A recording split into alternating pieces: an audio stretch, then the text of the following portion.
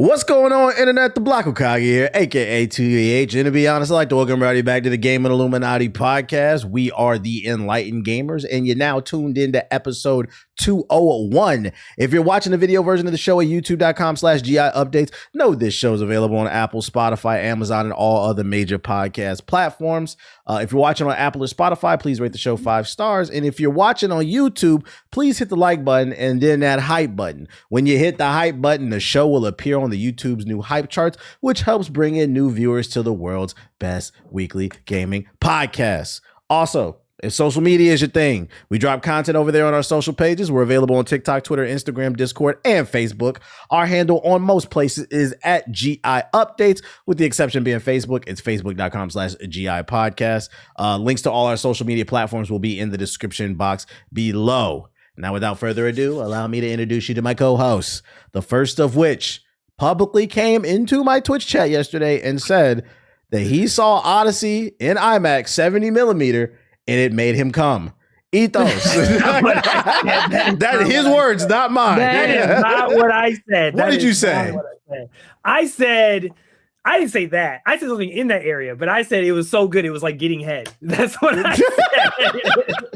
Well, alrighty then. Are you sure you weren't watching it in 4D? Because I've seen that ship scene in 4D. Now 4D, now that right there. Yeah. That's zone right That's there. actual facts, I think. I think it's an actual. I see people I say wanna they go leave to that 4D. joint with a headache with the 4DX shit. Yeah, I want to do the 40X next. I got to feel like how they felt on I gotta the boat. feel what it's like to be on a boat. Yeah. Yeah, but I saw it. Honestly, second time was better than the first. I actually really enjoyed it. So it was a lot of fun. I still got to see Spider-Man, so I plan to see. Did you see regular IMAX the first time? Yeah, the first time I saw it, it was like regular IMAX, like big screen, and then this one was the actual like 7 millimeter, which I did notice the differences. There was definitely some like artifacting at the beginning of the movie I noticed, like on the screen, but after that it cleared up, and then I was just like, whoa, holy shit, and it was really cool. And I brought my brother who hadn't seen it for the first time, so he was like, Nice. he just got out of, he saw Spider-Man before that, and then he sat down. He was like, I don't know, man. He's like, Spider-Man was amazing. I was like, just watch this, bro. He sat down, watched it. He looked at me, he said, bro, what the hell? He said, oh my god, 10 out of 10. I said, bro, I'll never lie to you, dog. I will never lie to you. But no, it was really good. It was a good time. So yeah, I'll get to see it eventually a month from now. Like yeah, 20 have fun, days, man. yeah. Hey, just stay away from spoilers, man. Just enjoy Well, it. luckily man, I haven't struggling seen out any. there. Yeah, I haven't Yeah. seen any, so it's all Yeah. good. My second co-host, she's back from hiatus just in time for Beast of Reincarnation, which dropped this week, as well as Marvel Token. A lot of big games to talk about. It's 5,000 watts. Say what up. Hello. I'm so sad I missed last week. One, it was my birthday almost, which would have been fun. We had a big episode number that happened, and I wanted to talk about Splatoon. But honestly, I had way more time in Splatoon now, so I feel better talking about it now anyway. Mhm. But it feels good to be back. If you would have read the comments, you would have seen half of them. It was like, oh, we miss Watts. No Watts. I'm not watching. I was like, oh my Lord. Yeah, keep going. And last but not least is the man who drove halfway through Tampa seeking those Power World booster packs so he can partake in the FOMO. UTX Power World the Don. Say what up to the people. Hey, I had to drive that far. Luckily, I called in before because I'm not wasting gas. So they were pretty close. So I ended up finding out. Some people were lying. I think they were trying to hold on to the packs. I was like, I see y'all. But apparently there was some logistic issue. Blah blah blah. So we'll see if I can get some more first editions next week. But I managed to get a couple. I did not get any hits. So sad. But we'll see, man. Because I already see the scalpers are going rampant with these power cards. So. It might end up being another Pokemon situation. We shall see. But the FOMO was there, definitely. Cool. So let's get into the show, and we're gonna open up with something we were supposed to talk about last week, but she wasn't here. And now, since you have more time and you're feeling confident, this is even better because this is the only game that came out, or the only game we have to talk about before we get into the news. So the floor is completely yours. Watts, bring us, give us the good, bad, and ugly on Splatoon Raiders, which is a new action role-playing third-person shooter that is exclusive to the Switch 2. And I believe this one's single player in comparison to the other ones. Yeah, so this is Splatoon focusing on PvE. So you can play solo or you can play up to 4-player co-op, and it scales based on the amount of people that are playing. So yeah, you could just, it's PvE. And that's this is my first Splatoon. So I've always liked the way that Splatoon looked. I think that some of the characters, I don't know, they just look cool. But I've never really been interested in getting into it because I didn't really care about PvP and getting into like a sweaty Splatoon PvP. This wasn't really what I was looking for. So hearing that this was PvE only, that it scaled for solo or if you co-op, it doesn't matter either way, really intrigued me. And then as I'm playing, I realized that this is a looter shooter. This is a looter shooter Splatoon. So anyone who's interested in like The Division, Destiny, Borderlands, I think you will really dig it. And the reason that I say that it's a looter shooter is because you're going into these maps and you're killing a bunch of enemies. You're getting massive loot drops. There's rarity on the loot drops from white, green, purple, gold. And they have, if you get a gun, it's got like different things that come on it. So if you have a gold gun, it might have 2 extra things that come on it where it makes you do more damage to them over time. And it has like scorch on it. So it'll set them on fire. But if it's a regular gun, it won't have any of that stuff on it. And then you also have tanks, which are basically like your playstyle. So you can pick between a power, speed, or utility one. The power one is going to be like big moves. Speed one is going to be you jumping all over the place. And the utility is you doing like turrets and stuff like that. So that's your play style of how you want to approach each of these kind of maps. And then within that, each of the tanks have different gadgets. So that's another way that you can really customize how you want to play. And all of these things, they have like add-ons that you can do for build crafting. So if you're someone who really wants to fine tune a build and get like, I want 27% increased explosion damage and I'm going to go explosion build on my jump that I've got, you can do that. So it's, I think if you're anyone who likes to tinker with builds and really customize how you want to play a game, you're going to really enjoy it. I've also seen people kind of comparing it to Monster Hunter. I think that it's a bit of a stretch, but I see where they're coming from with it because it is up to 4-player co-op. You can play it either, with friends in a lobby, or you can just search for people to help. The loop is you going out and hunting things and then coming back and crafting and upgrading your character. So I understand where that comes into it, but I think calling it a looter shooter makes total sense because that's really what it is. Nintendo took this game that they had that was kind of really skewed towards PvP. It did have some PvE before, but then they just made it pure PvE and delved into a genre that they haven't really delved into before with a looter shooter. And it's really good. It runs at 60 FPS, locked. It does not drop at any point. And if you've seen gameplay of this game, it gets friggin' crazy with all the stuff that's on the screen. It feels really rewarding to play. Just the feel of it. I mean, you guys know that Nintendo games tend to feel really good. Like they're good at having Nintendo polish on their games.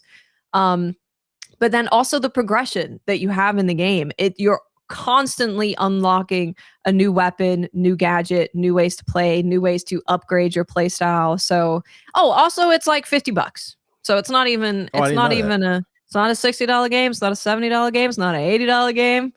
Yep. It's on the cheaper side, and you can easily just do the campaign and put it down and walk away, or you can keep going and go into end game and like really get crazy with the raids that you go on. So it's been a surprise. I think it's a bit of a sleeper hit for people who haven't played Splatoon before, because I think if you're in any of those like looter shooter, build crafting, etc., with really good fun combat, I think you would dig the game. Can you speak a little bit on the mission structure? Because you keep calling it a looter shooter. For the people outside looking in, is it like defend the computer missions? And then also speak on like the fights. Is there like unique boss fights that challenge different mechanics for you to use? Because I think for me, the standard when it comes to third-person looter shooters right now would be Remnant 2 because of how like creative the boss fights were, versus like more traditional looter shooters where it's just kind of like they're tanky. Are the enemies tanky, or is there something more creative going on here, or a mix of both? I wouldn't say they're super tanky. It's normally mechanics based when you're experiencing different stuff. So the mission structure, the way that it goes is you have a couple different formats of regular missions. So you'll have one where you're going around the map, clearing out areas of enemies, and then you can drill this resource called spherolite. And you're going around and getting enough power to power up your drill to be able to drill the mega spherolite. So that's getting you a ton of loot, ton of money. Those ones are really good for getting money and just killing a bunch of things. You also have ones where you might be in an arena and there'll be a bunch of enemies and you just got to kill them before the time runs out and survive. And then you do have bosses, and the bosses have been super varied. I fought one that was like a train that would come around, and the way that you would mostly do damage to it is by shooting the bombs that it shoots out of itself, and you shoot those bombs back at it. You have other ones where they're like underground a lot, and then they jump out for a little bit, and you have a really short window of where to do damage. So all of the bosses have made me go back and look at what I'm using and go, okay, I want to be in the air more. So I'm gonna use a build that has me in the air more because being on the ground is really dangerous. Or I need a build that has really big burst damage because I have short windows of time to do damage. And I adjust my build based on that. So they're definitely not like go and defend the thing. There hasn't been a single defend the thing, robot point, whatever. It hasn't been any of that. It's just kill a bunch of things, and the way in which you want to select the abilities that you're using would depend on what you're killing. Because some of the bosses, I walked in there and I was like, okay, what I'm using is not, it can work, but there's clearly much better stuff that I could use. So let me go figure that out. So I've really enjoyed that. I've really enjoyed that there has consistently been missions where I want to try out a different weapon, try out a different gadget, try out a different tank. And it's been really rewarding. Okay. And at $50, are you feeling comfortable recommending this if people have a Switch 2?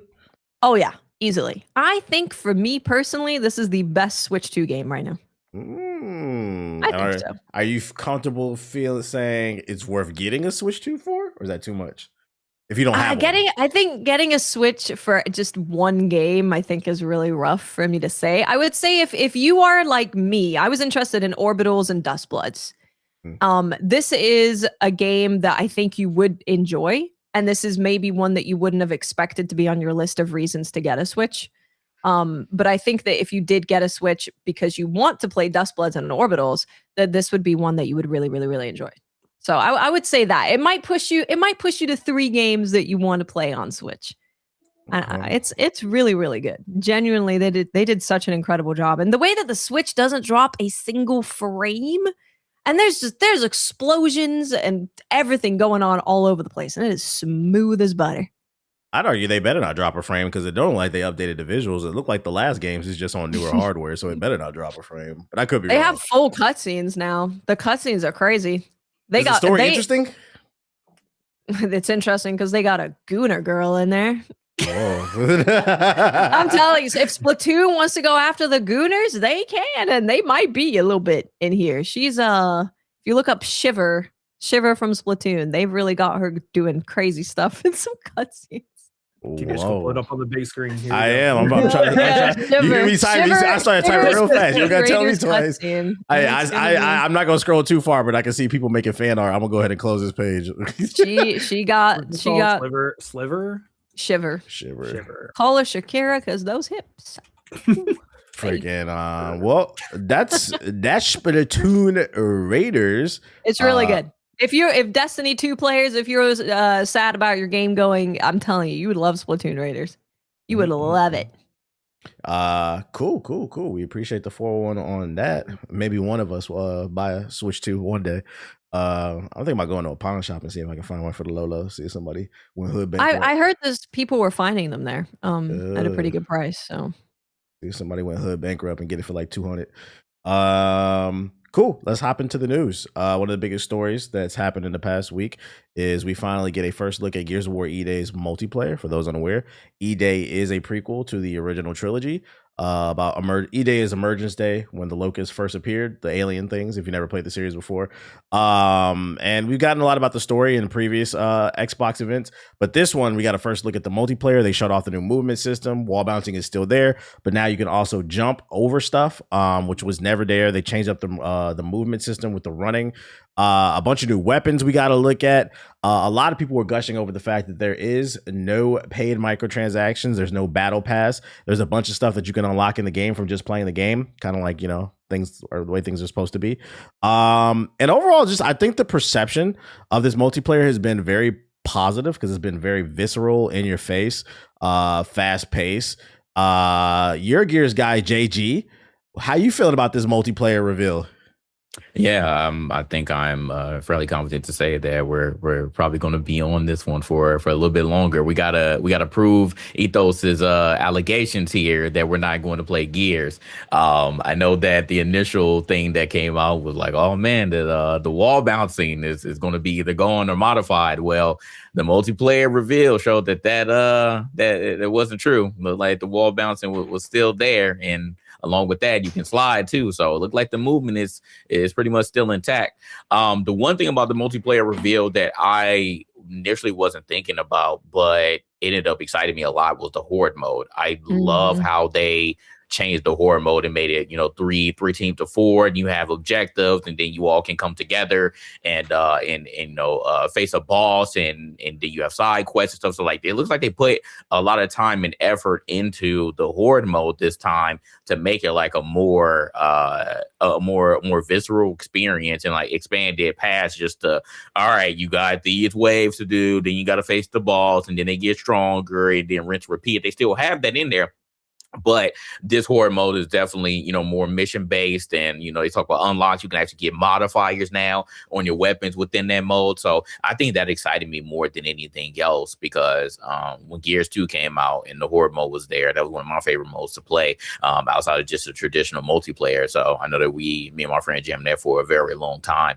So I'm definitely excited for the horde mode from what I've seen amongst anything else. But I think even the traditional multiplayer, when they were showing that, I think we're going to have ourselves a good time. It's going to feel like the old Gears, just with some other mechanics. Obviously, the sliding, the verticality, as you mentioned, TBH. So obviously, there are going to be different ways to play and navigate through the maps. But everything that they've shown me, everything that you said, obviously you also mentioned, no microtransactions, no battle pass. I think that will excite a lot of people as well, because I feel like we're getting like live service fatigue, we're getting battle pass fatigue, all the fatigues we're getting there right now. So to hear that is really a breath of fresh air, and they were saying it with confidence too, like, hey, there's going to be none of that stuff in our game. Just hop in here. The more time that you put into the game, that can be what you unlock, and it looks like it sounded like they were also going to be like paths on like what you actually can unlock. So you want those cool skins over there, then here's how you get it. So again, we're going back to the old school with that one. So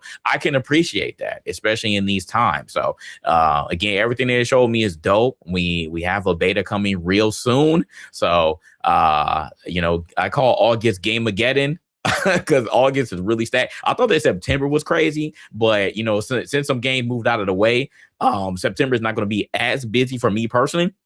But August is about to kill us, and it literally just started. We literally have 2 days until Beats of Reincarnation comes out in token, man. So then we got Gears on top of that, the beta. Oh man, we about to be hurting a little bit, but in a good way. If you're codes, we need codes. We're broke. We do for sure. Hey, Coalition, that's y'all still working on it. We holla at us, man. Holla at us. But I love it though. If I think anybody who played Gears, or even if you're like just coming into the series and you're like slightly interested, I think this would be a good thing to at least try in the beta.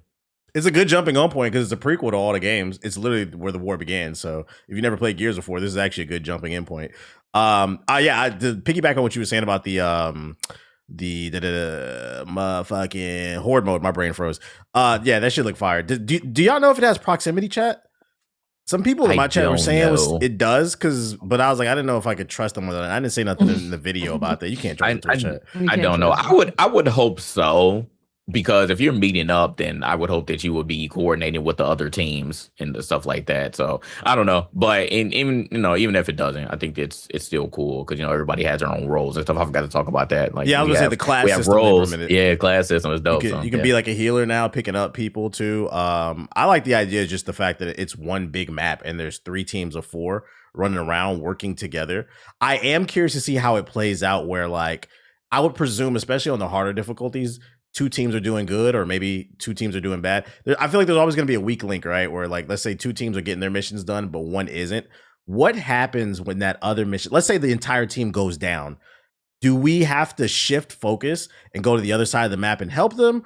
Or is it like they just get overrun and it's like the end of the mission? I wish they would have explained that a little bit better, seeing as it's going to be 12 people per mission.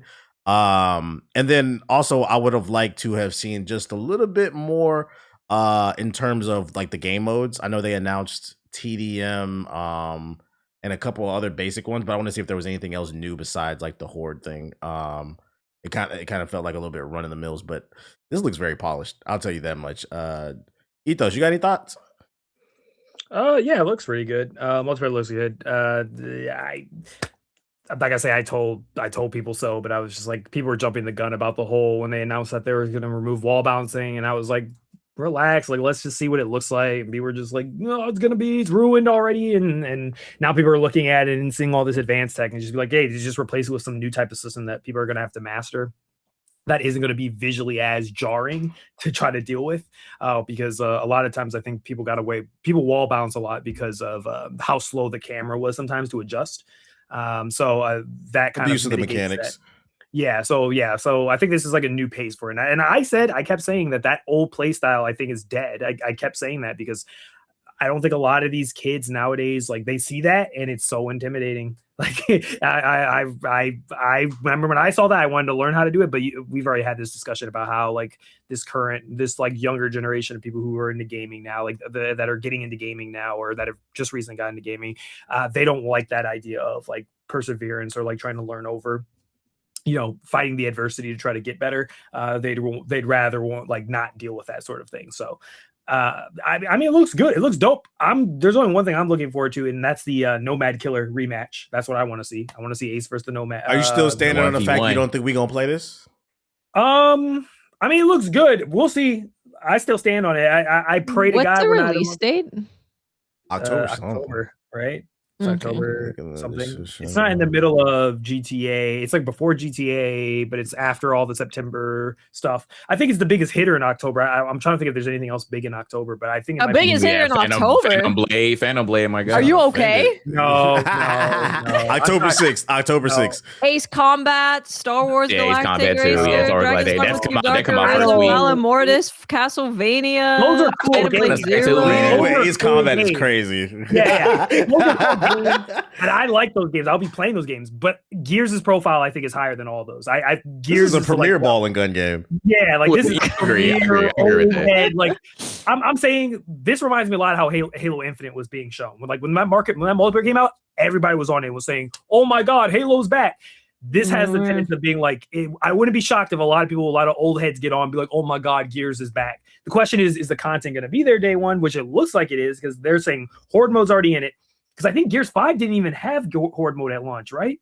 Wasn't it like they added it in like later? I don't remember. It's been so like a blur. Yeah. One of them, I can't remember. One of them, and we're not even talking about that shitty ass remaster they did. But they're like, I think Gears for a while has had that Halo problem where like they didn't have everything how like the OGs had everything ready to go. This seems like this time like they have everything ready to go, and we're not really waiting for something. I am curious to see like how they're going to be doing monetization, because what I think they're saying is, oh, well, I think some people are inflating them saying, okay, well, everything that you play, like when you level up and stuff like that, is only going to be earnable through progression by playing the game. But that doesn't necessarily mean that there's not going to be a shop there where we're going to have skins and stuff. I think that's where people are conflating the two. They're thinking, oh, there's going to be no microtransactions. And I'm like, nah, I don't think that's what they're saying. Do you think that'll lead to anger? Because like you said, because people already misread them. Yeah, it's a misunderstanding that they'll get mad at and flip on them because they didn't understand that. They'll turn on the moment they see a store with microtransactions, they'll be like, they lied to us. I'm like, no, if you paid attention to what they said, they actually told you that modern gaming. The progression wasn't going to be there. Yeah, they were going to add microtransactions to the progression system, or do like a battle pass progression system type of thing. But that doesn't necessarily. But at the end of the day, it's like, okay, let's say best case scenario, they do what everyone wants. Let's say they do that, right? And there is none of that. What's gonna be 1 month, 2 months, 3 months, 6 months in the future after the game's out? Like, what's gonna be the thing that you're gonna be hopping on and playing? Like, like is it gonna be just the nature of it, just playing it over and over again? Or I think the horde mode has the most sustainability. If they drop like a new map and like a little bit story tidbits here and there, especially because it's 12 people on one map, I think it has sustainability. I think the horde mode might be the coolest thing. I'm not gonna lie, the horde mode was something I did not expect. I did not expect them. I really thought they were just gonna do it'll be horde mode, like, just a return to form of that. But for them to put like that many people on the map and being like, we actually are evolving horde mode. We're not just trying to make it good enough like how the OG stuff was. We're trying to actually innovate on it. That was actually shocking to me. I thought it was really cool. I mean, it has all the tenets of being a really good game. The story is already compelling for any Gears fan, and I think even if you aren't into Gears, I think this is like a perfect starting point for people who are just like, I didn't play it originally, but I'll give it a shot. The multiplayer looks really sick. I all the footage I saw, I was like, yo, this looks fire. But again, I want to be proven wrong. Let me say that over there. I'm not saying what I say because, you know, I'm a hater. I love Gears. I used to play MLB battles back in the day. Me and my brother, we used to MLB, not MLB. What is it called? Major League MLG. Gaming. We used to MLG. Yes. Yeah, I want to say MLB. Major League Baseball. That was baseball. funny. We was just the Masters and hitting baseball with them. No, but we were playing like, was it battles on Game the battles? website or whatever it was? Yeah, Game Playing battles. battles. Yeah, we were doing all that when I was younger. So it's not me from a level of like, I hate Gears. Like I've loved Gears as a kid, but I can be realistic and just and acknowledge that the past two have, for whatever reason, never been able to sustain the bigger player base that I feel like it's deserved, but it just never could, because I feel like the younger generation doesn't appreciate those type of games anymore. They don't appreciate, And you know, yeah, go ahead. Yeah. no, with the horde mode that you guys are talking about, I think the younger generation would really like the horde mode. Because we see a lot of games, like they just want to do like co-op PvE with their friends. That seems to be like the trend that always does really well with that generation. And I think the horde mode looks really good. Like those bosses at the end look crazy. So it looks chaotic. It looks fun. Like I've never really gotten super into Gears, but the horde mode looks like something that I would have a lot of fun playing.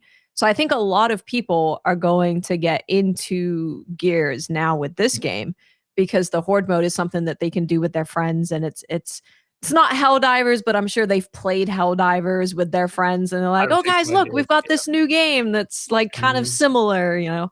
So I think that'll do really well for them. That's a good point. Yeah, I agree with that. It's pretty good. I predict that that horde mode is going to cause a lot of griefing with 12 people on the map, and I didn't see anything that in that demo that said you have to stick with your team. I can see a world where people load in with their team and then run to the other side of the map and try to fight. Is it competitive like co-op? Like, is it like, even though you guys are all working together to stop the horde, is it like an actual competitive? There's an extraction component to it. I don't know if that's necessarily competitive. Is it extraction horde mode? Yeah, at the end you have Like to extract. Helldivers? Yeah, like kind of, yeah. And that kind of goes to what like TBH was asking, like if one team just goes completely down. I don't think that's going to stop the game. I mean, it may shift, but again, like you can choose, you know, at any, I guess, like a checkpoint or whatever, you defeat this boss, and then you'll get the option, like, do you want to keep going or do you want to extract? Like that's always like the kind of the premise of the horde mode, you know, as it gets more difficult. So is it like more like we're obviously all working together to win, but like my team of 3 is trying to get the higher score by the end of the horde match? I don't think that. Is that like at all in there at all? No. Yeah, I don't think so, but we'll see. Would you want them to add that? I mean, that'd be fun. I mean, I don't mind.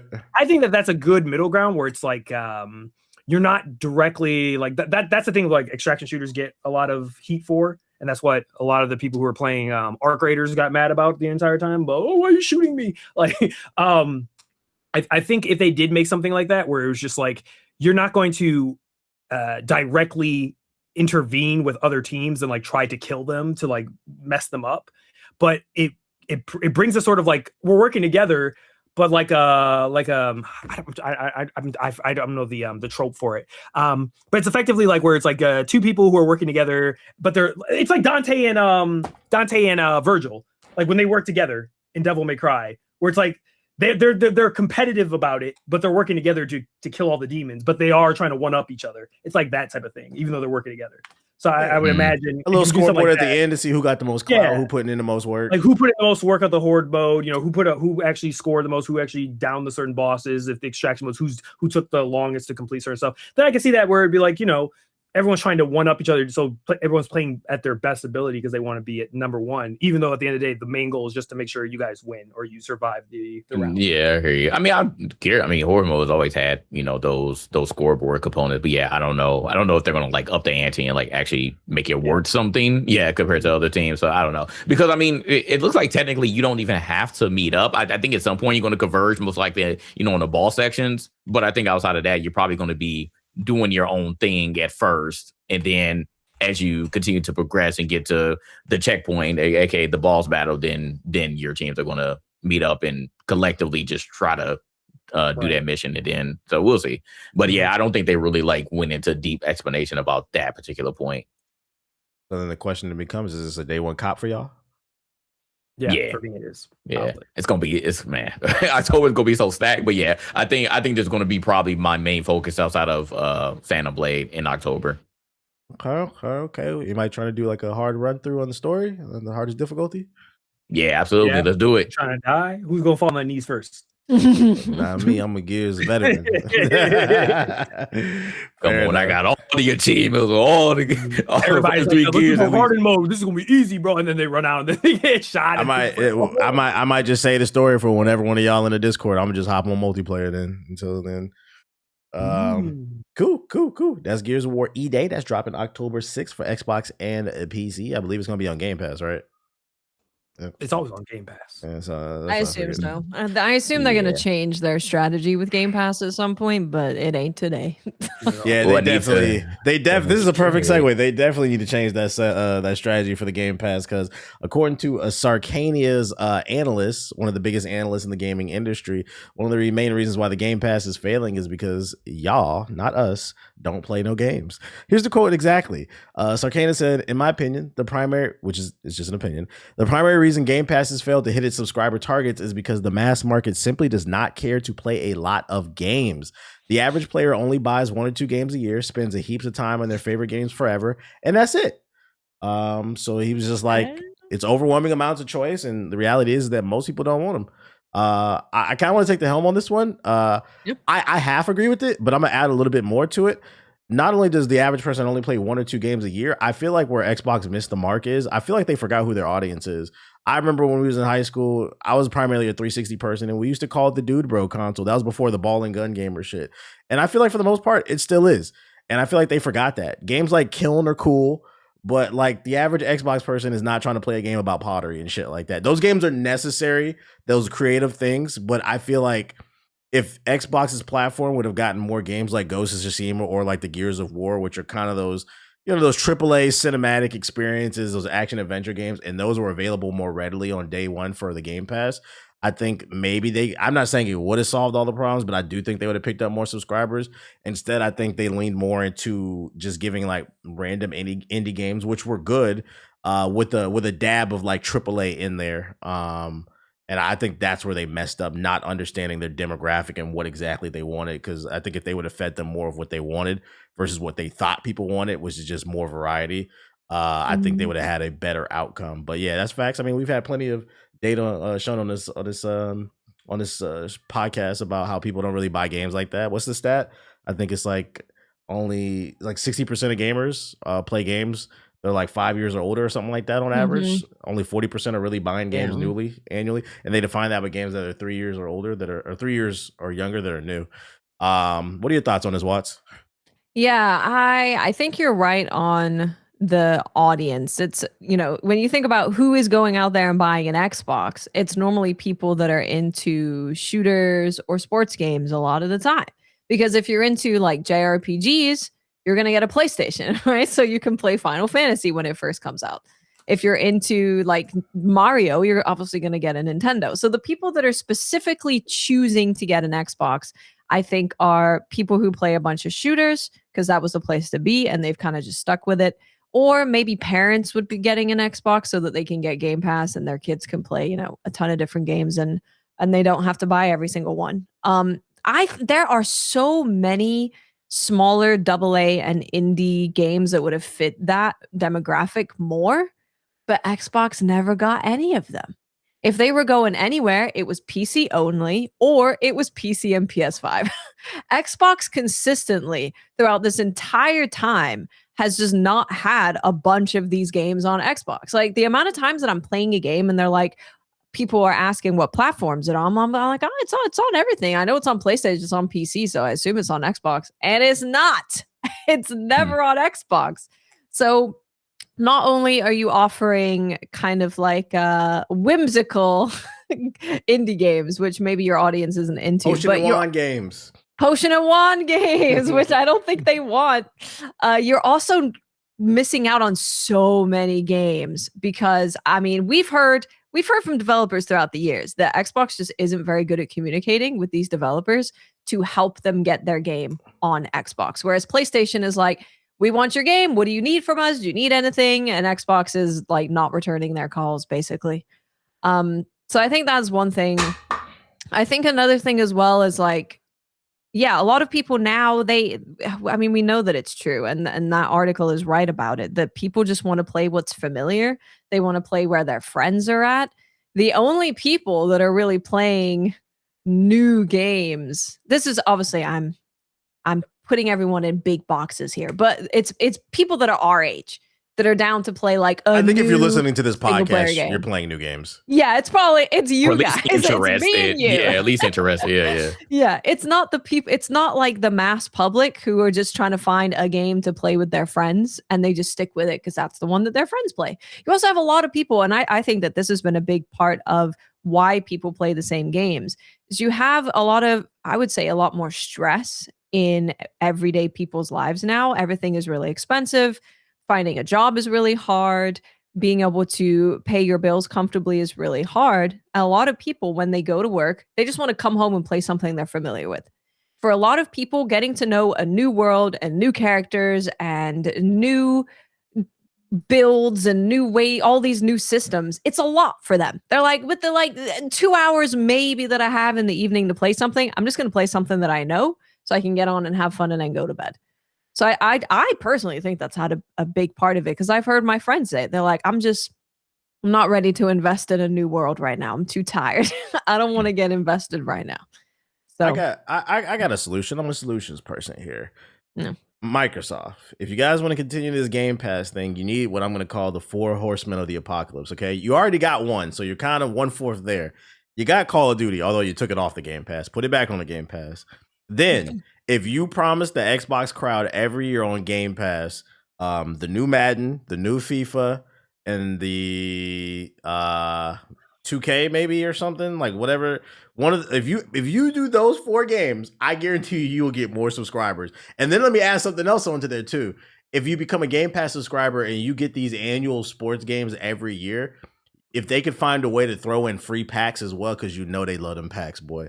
They should add it to where if you're a subscriber for X amount of time, you get like in-game currency. Yeah, like you get 50 free card packs or something, or 10 free card packs every year for the annual release. They go fucking nuts for that. I'm surprised they haven't found a way to give them ideas, man. I mean, they for Game Pass, they kind of did something like that with League of Legends. If you had Game Pass and you linked your League of Legends account to Game Pass, you got every single champion for free, and you got a bunch of like currency and stuff.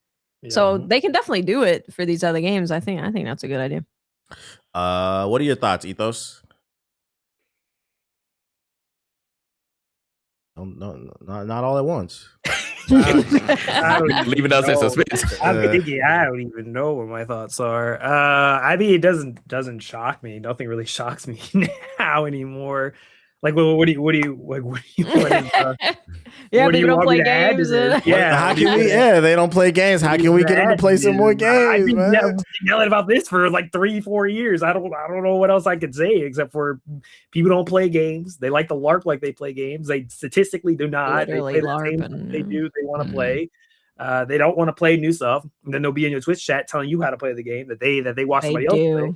And this backs up also about how now we have people who are fans of franchises who ain't played none of the games, who just said they watch gameplay, and that qualifies them to be fans of the game. And that they should be a part of the discourse of it. We have an epidemic. I don't know how to fix it. People don't want to play games, and I get the argument of like, oh, it's too expensive, or shit's expensive. But for me, it's just like, well, I don't even know if it's an argument anymore of like, okay, are the games just too expensive? If we're just saying, well, average gamers are only buying one game a max a year, two a max. And if both of those games are literally annualized games, which I know from the research I did, they probably are. Yeah. Because the majority of the games that people are buying that are new every year are annual games. And there's like a smaller segment of actually like new games or new IP games that people are actually buying. I've given up trying to explain this to people. I have people who, and every time I bring this stuff up, or I made a video about it, and people will say like, well, it's one of two things. Why are you policing what I should play? And then two, why are you the stats don't matter, because at the end of the day, it's just because there's only so much time that I can play a certain game or play games. And because of that, I'm not choosing to play a bunch of different games. I'm just choosing to play 1 or 2 or 3 games a year. Like, why does it matter if I'm not playing 4 to 5? So, and people also pull out the statistic and say, well, the reason why is because all the hours are on these big games, and they're just single player games you guys are trying to make us play. So of course, number wise, of course, they're going to be smaller amounts of play time on those games because they're single player games. But the data, they're misinterpreting the data as thinking that means that, single player games, multiplayer games, you could play for 1,000 of hours, right, over the span. But at the end of the day, the when you're analyzing the data, it's just straight up how many hours of the day you have that you game, and how much of you are you actually giving away to new games, and how much are you actually giving to the same old games. And that doesn't change. It doesn't matter if it's a single player game or a multiplayer game. Like there's an X amount of time per year that you could do. And to say that there's 365 days of the year, and to say that there's not enough single player games or enough non-live service games that you feel like you can't spend at least 6 months of that at least trying different games, I just call bullshit, because I've done it. Like, you look at the Steam, you can look at my profile, you can look at any of our profiles, you can look at our Steam review stuff for the last years. They tell you straight up the story. They say straight there, I'm apparently like in an 8% percentile of people on Steam who actually play new releases every single year. Yeah, I give you an example. 30 on the board. I'm almost done with Densha Attack. I'm on chapter 8 of 9, so I'm gonna definitely finish it by like Monday. And I looked at the achievements before I had got off, and it said only like 10% of people have reached like chapter 6 and 7 or whatever. And in my head, I was like reading the achievements, like, a lot of y'all said y'all played this game and y'all liked it, but ain't nobody got that far. I don't know, man. And the other thing that pisses me off too is like, I'll give a personal example for myself. So me and the boys, we got back on Overwatch and we started playing that. That's a live service game. We play that game nonstop. We've been playing that like almost every other night. We hop on and we play Overwatch, play rank, play casual, whatever. We just play a mix of whatever we want to play. But we've been playing that. I have, since getting back on it this year, I've put over 100, almost 130 hours on the game. All right. That's a lot of time that I put on that game. But even though I put all that time in the game, that still has not stopped me from playing Guild Run, has not stopped me from playing a bunch of other games, trying other demos out when I can, and to try other games and stuff, while I'm also working on a game myself. So I don't get the excuse of saying, well, there's all this sort of stuff, because if I can do it and I'm multitasking, if I can do that and I can play literally a live service game consistently for that long, for a period of time, for putting that many hours on, that's just from Steam. That doesn't even include, if I actually go on my Blizzard account, it's probably way bigger because I played Overwatch 1. But what I'm trying to say is I was able to play that within starting to play it this year, and I was able to put that many hours in, and I still had time to play these other games. We can do better. There's no excuse in my mind when I find out that the Steam average, on a matter of fact, if someone wants to yap real quick, I'm just curious because I'm just going to pull it up. Last year I played much less. In 2024, I played over 50 something games. In 2025, I played 32 of those games. And on the statistics of that, this is what I love, right? Of all the games that I played in 2020, of the 30 something games that I played, 32 games I played last year, 67% of them were all brand new releases. This means these were games that are all released in 2025. Do you know what the Steam average is for that, of people who do the same? Nope. 14%. You know what? There's nothing wrong with it. I just be confused on the social media part. Like why is there so many people talking about the gaming industry, but then the numbers say that a lot of y'all don't actually participate? Yeah, that's the only part I care about. That's what I don't get.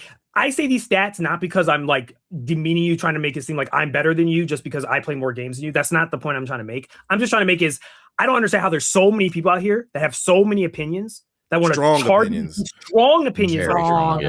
And I'm statistically looking at the math, and I'm like, the math does not, the way y'all be acting about this sort of stuff, but the math does not show that y'all really care about this stuff as much as y'all make it out to sound on like Twitter or when you're talking or you're getting mad about somebody's opinion on the internet. So yeah.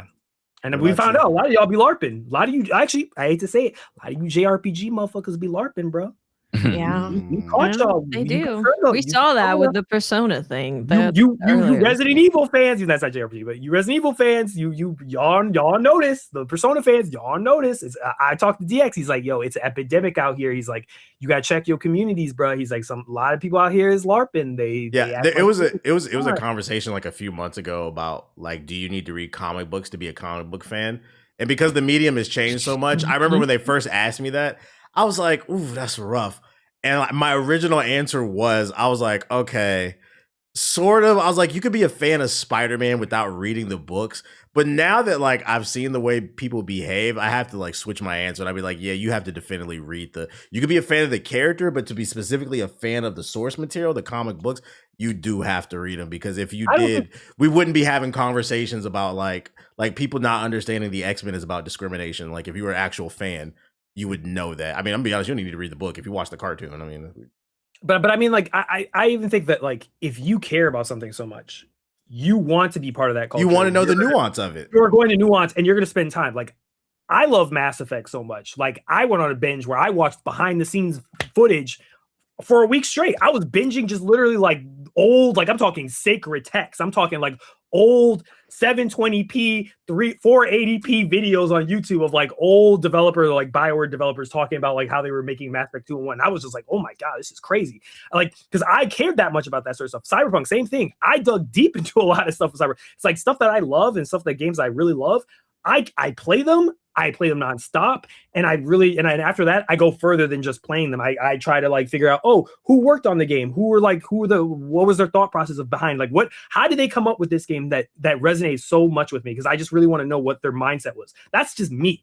I don't know. But the problem is, I think that some people have, I think a majority of people have kind of taken gaming, and we've had this conversation before, but I've said before is that I've always seen most games as like artistic pieces of art. But I think a lot of gamers perceive them as just products. They are just things that you consume, and you don't really download what you're playing. It's just something that you waste time on, which I feel like also takes in that point of like people who look at video games like this is a waste of time. And I think that's the same mind space where I think those people who years ago when it wasn't that popular who said video games, oh, that's some loser shit, or that's a waste of your time. And then when the pandemic had happened, everything else, then they transferred over this, or they saw the popularity of it growing, then they went over to it, and they might have changed their mindset of like, okay, this game is cool, but I don't think they've really tried to like assimilate what they've been doing. They just kind of just see it as like it's an activity that they do, like no different than like I go out to eat some food and that's it. I think that's true, but I think some of it too is also with the younger ones. I think it's also cool to just be super nonchalant and unpassionate about everything. Like you get called corny if you are passionate, and I've seen that a lot. So like maybe some people feel like it's hard to dive, which it's still a personal issue and it's your own responsibility. But maybe some people feel like it's hard to be super nerdy about something because it's not cool to be passionate about anything else. I feel like it's different now. Like I feel like back then, I 100%. Like when we were younger, I feel like that was 100% the case. I feel like if you're really passionate, but I don't think it's as. I think people can be very weird now compared to how we were growing up. It's a little bit more accepting, but it all depends. There's still levels. You seen Shorty that pulled up the DreamCon and was like, anime, y'all that's weird. Weirdo behavior. Yeah, that's no. That's weird. That's weirdo. That's weirdo behavior. Yeah. That's like, why are you going to it? But that's different, right? Because that wouldn't have happened back then. I feel like when I was younger, I feel like that type of attitude that, you go into a space and you're just like, oh, this is weirdo shit. That was more normal. I feel like that was just more normalized. But I think now that it's become more of like a more like accepted, it's not a more like ostracized sort of activity now. It's more like a more like well-established, popularized thing that's like pop culture. It's a pop culture thing now. Now, if you go over there and you try to criticize it, it's like, why are you here? Why are you hating? Like, you know what I mean? Like, I feel like that is now more of a bigger resonance now than it has ever been. I really feel like back then, I don't really feel like it was like I feel like everyone had this story when they're just like, yeah, when I was younger. I mean, think about all the girls who were younger and they were playing like what was called as a bunch of boy stuff, right? Like playing video games, stuff like that. And I talked to a lot of women who was like, yeah, when I was a girl, I wouldn't really like tell people that I was doing it. I would just be like alone and I would just play it, or maybe I have a friend or two that I talk to and they were cool with it and stuff like that. But I wouldn't be like flaunting it out there. But now, nowadays it's like completely like a 180. Like now that's like a not even an accepted thing. It's not even past an accepted thing. It's like more like a want now. It's like, I hope I find a girl that likes video games or da da da. Like that's now the new flip of that now. And that gaming was majority of boys' hobby, which there's still some men that still try to gatekeep it, which is still weird in 2026. But still, it's much more accepted now amongst all sexes and genders. Y'all don't want women in the space. I don't get that. It's the same people who on Twitter will go after every woman they can find and call them a whore or whatever, and they will be the main ones signing up to OnlyFans, watching porn. It's like instantly hypocritical. Teenage, I'll give you a good example. Do you remember when we're about to go deep into the well here. Do you remember when we were younger back in our day? Do you remember Girl Gone Gamer? Yeah, my goodness, yes. Gamer. Okay, yeah. Okay, so you remember how when she came out, and granted, she was fraudulent. She got exposed for her game. I think she probably less fraudulent than the girl who exposed her. Yes. That's the other thing I was going to bring up. Yeah. It was. There's a lot of lore, guys. There's a lot of lore from Call of Duty. But what I'm saying is, how back then, right? Girls that were trying to get into the space or get into especially the Call of Duty space. And I think it's still like that, but it's lesser now. But I think a lot of girls that were like back when we were starting YouTube very young, it was like a checkpoint. It was a wall. Yeah, there was a big wall. Like any girl that came out there and was talking like, I'm good at Call of Duty and blah, blah, blah, blah, blah. Oh man, they was checking everything about you. They was like, that ain't your game. Name every Call of Duty, bitch. Call of Duty 2. Yeah, and I remember they were Girl Gone Gamer, GGG. She was one of the first people that I remember. It was constant, like they were just like trying to find out, like, oh no, we know somebody's doing your gameplay and da da da da, and like that was like a pattern, not even with just her. I just remember that one off the top of my head, but I'm positive there's a bunch of women. Let me ask Watts. Watts, you're a woman. Did you ever have to deal with that when you were first starting off at all? Definitely a little bit. I think I had it less because I think for a really long time, I didn't want to focus on the fact that I was a girl. I didn't want people to know what I looked like. I didn't show my face until like 2 years after doing Call of Duty gameplay stuff. So I think I probably had it less because it wasn't like I'm a girl and I'm gaming. And I'm better than you. it was less of a focus, and that was something that I did consciously because I saw so many girls doing that, and they would get treated this way, and I was like, look, I'll just like playing the game. Just watch me play the game. So you still have people that do that. They're like, that's not your gameplay or whatever. But it didn't happen that much for me. I think they were too focused on GGG, honestly. they were really focused on her. Yeah, real hard. And then between her and Sniper Wolf exposed her. But I think today now, like I don't think that really happens nowadays, except for there was that recent a couple years ago. There's like some other girl in the Call of Duty. Oh yeah, old girl was also in the Call of Duty community. They accused her of hacking. I forgot her name. Yeah, it was like that she was cheating though. That she had the entire time. But now that's kind of become a universal thing. I don't even think it's even like a Call of Duty. There's a lot of misogynist people in Call of Duty, but outside of that, they just say, "I wish I had your lobbies." People shoot back in my lobby. yeah. Okay. But I think it's evolved into because of how much like hacking and just aimbotting culture and aim culture has changed. I think now it's not even it's kind of assimilated into like not even like a gender thing. It's now just you remember when on Twitter like someone would post a clip of them, just going crazy with clips, and they'd be like you're cheating. There's no way you're this good at aiming and stuff like that. I've stopped caring about finding out who's aiming and who's not aiming and who's real and not real at the aim. But the girl you were mentioning was Nadia, by the way. That's who it is. Yeah. Did they ever figure out if it was fraudulent or not? I don't know. She just started going on with the bid. I don't think anybody had full on proof, but she started just going on with the bid, and then everybody just kind of stopped talking about her. I knew about that was when one of the Call of Duties came out. They, I think she got invited to an event. And she was trash. She was trash. She was getting exposed. Yeah. And everyone was like, like well, look at that. Yeah. See. That's what I remember. And then that's when it got on Twitter really bad because then everyone was cooking her. It was like, look at this gameplay. And then look at this other gameplay. It's like, what's going on here? It's like, you end up in a creator, lobby and you're playing a bunch of creators, and now all of a sudden you can't perform in front of the camera, but you can do it when you're at your own. So it's the whole convincing of like, you gotta, was it the Zim for Call of Duty, whatever, you have your own aim assistant thingy or whatever it is. But. Yeah. Mm-hmm. You quiet on the topic, Jay. What you think about the whole, Well, no, Xbox Game Pass thing? Ethos started. We went down there. We were talking about We're talking about Game Pass, bro. Why it's failing. I told you a story. Why you think I paused for a long time? Yeah, that's Open like up the multiverse. no, Ethos is definitely right. Like I'm not shocked at this. What's funny is, like, I remember when Game Pass first came along, I was hoping that everybody who signed up, they would be kind of willing to try different games, and like we've seen it from time to time, right? But that goes back to what we talked about before, and that's kind of expanding on what Watts talked about when she said that Microsoft has a hard time kind of bringing developers in and telling them about the service. This also goes to what we've been saying for a while, which is Microsoft just sucks at marketing, period.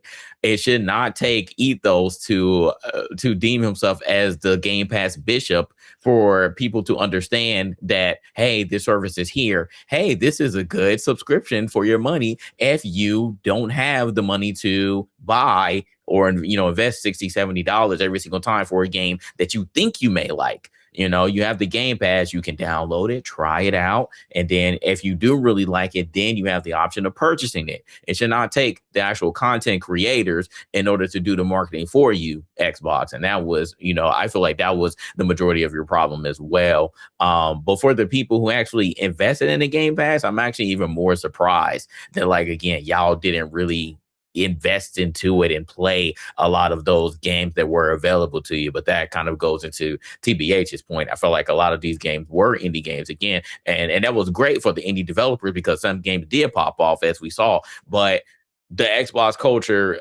they're just kind of stuck in their ways. They do like those heavy hitters. They're bro gamers, so they do like those type of AAA heavy hitters. And unfortunately, Microsoft had just had a very hard time with bringing those real AAA bangers from their own studios to not only their ecosystem, but to the Game Pass as well, and have you play those. So I mean, even though I don't necessarily like the idea that TBA said, because it's kind of contributing to the problem, it would bring more subscribers to your service if you did really go all in on those type of games. But another thing I want to bring up, which also Watts kind of briefly mentioned, is just the JRPGs. Like there's a whole genre that Microsoft has just been over the decades, over the generations, just terrible at bringing. So you have entire nations, you have entire countries that just don't want to buy an Xbox because why? Their games aren't on your system. So if you can't appeal to them, then you just lost an entire fan base.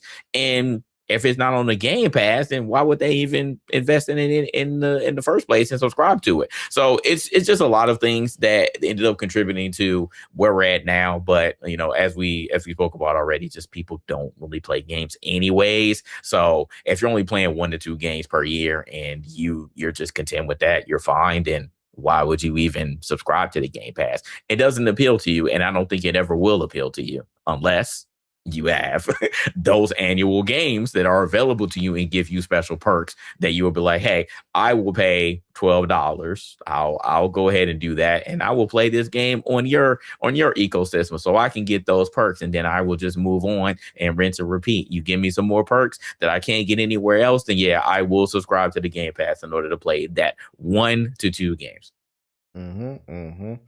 And I think the interesting thing too, also with Xbox, is they had a minor outage, which was crazy because PlayStation had one 2 weeks ago, and then this past week Xbox had an outage.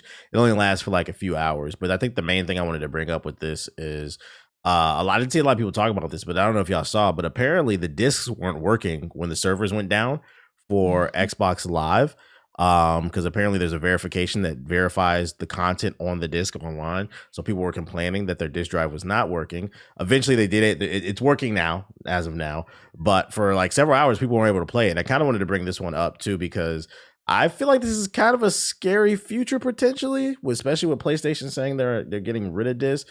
But now we're also finding out, even if you got the disc, like we literally do not own anything, it feels like. And it's like, God damn. What about the people who live where there's not very good internet? and they weren't able to verify these discs. Like, what are they supposed to do? I Not thought me. Doesn't matter.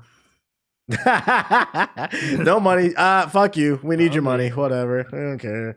That's your take on it. That's it, Ethos. Fuck you. Mm-hmm. Yep. What about you, Jay? I mean, the CTO was pretty upset about this. For the people that have experienced this or knew a little bit about it, it wasn't a hack, it wasn't a DDoS attempt, it wasn't anything like that. There was literally a backend service that failed that day on Monday, and that's what caused this outage. And it was out for at least a good 8 hours until it fully came back online. Yeah, when I heard about the physical distancing, I was like, yo, that's even crazier. I can understand the digital and the Game Pass, but physical disc not working. The CTO was absolutely pissed. He was like, that wasn't even supposed to happen. But again, this is the grim reminder that physical games, I mean, even though in this situation, because of a back-end service that was still tied to the internet, that's still tied to something that you need to check into, ended up failing. This is why, we're constantly talking about physical games and the ramifications of it. It's not just, oh, you haven't bought physical games, you're a hypocrite because you mainly get digital, regardless of what platform that you're on now. Why do you care so much about it? It's literally about the option of choice and the ability to, even if there is an outage to whatever system that there is, and it could be Steam too, because again, I don't want to leave Steam out of the Steam. It went down as well, so there have been PC gamers that have been out of it. We've seen EA go out, we've seen Uplay go out. I've seen all of these services go out, so it's not just tied to console. But when these services go out, I want the ability to, if I have the game freaking downloaded, or if I have a physical copy, I should be able to play it offline. There should not be a service tied to that if that also fails, then I'm just asked out. I literally cannot play anything. So I want people to really start thinking about the long-term ramifications if these things start happening. And if it gets worse again, if hackers actually do get to these systems next time or start DDoS and stuff, again, you have Lizard Squads, all of these certain organizations that just want to do these malicious things. If they start messing with these services and you literally can't play for days, weeks, however long until these services come back online, then what are you going to do? Because we're all asked out. We're all screwed at this point. We can't play anything. So I just want people to really start taking this stuff into effect instead of just saying, hey, why the hell are you talking about this? Why are you so passionate about it? Because you all don't understand. It's not just about the tangible disc that you can hold in your hand. It's the option to buy whatever platform that you want, whatever medium that you want, but it's also tied into, can I play my games if your service goes down?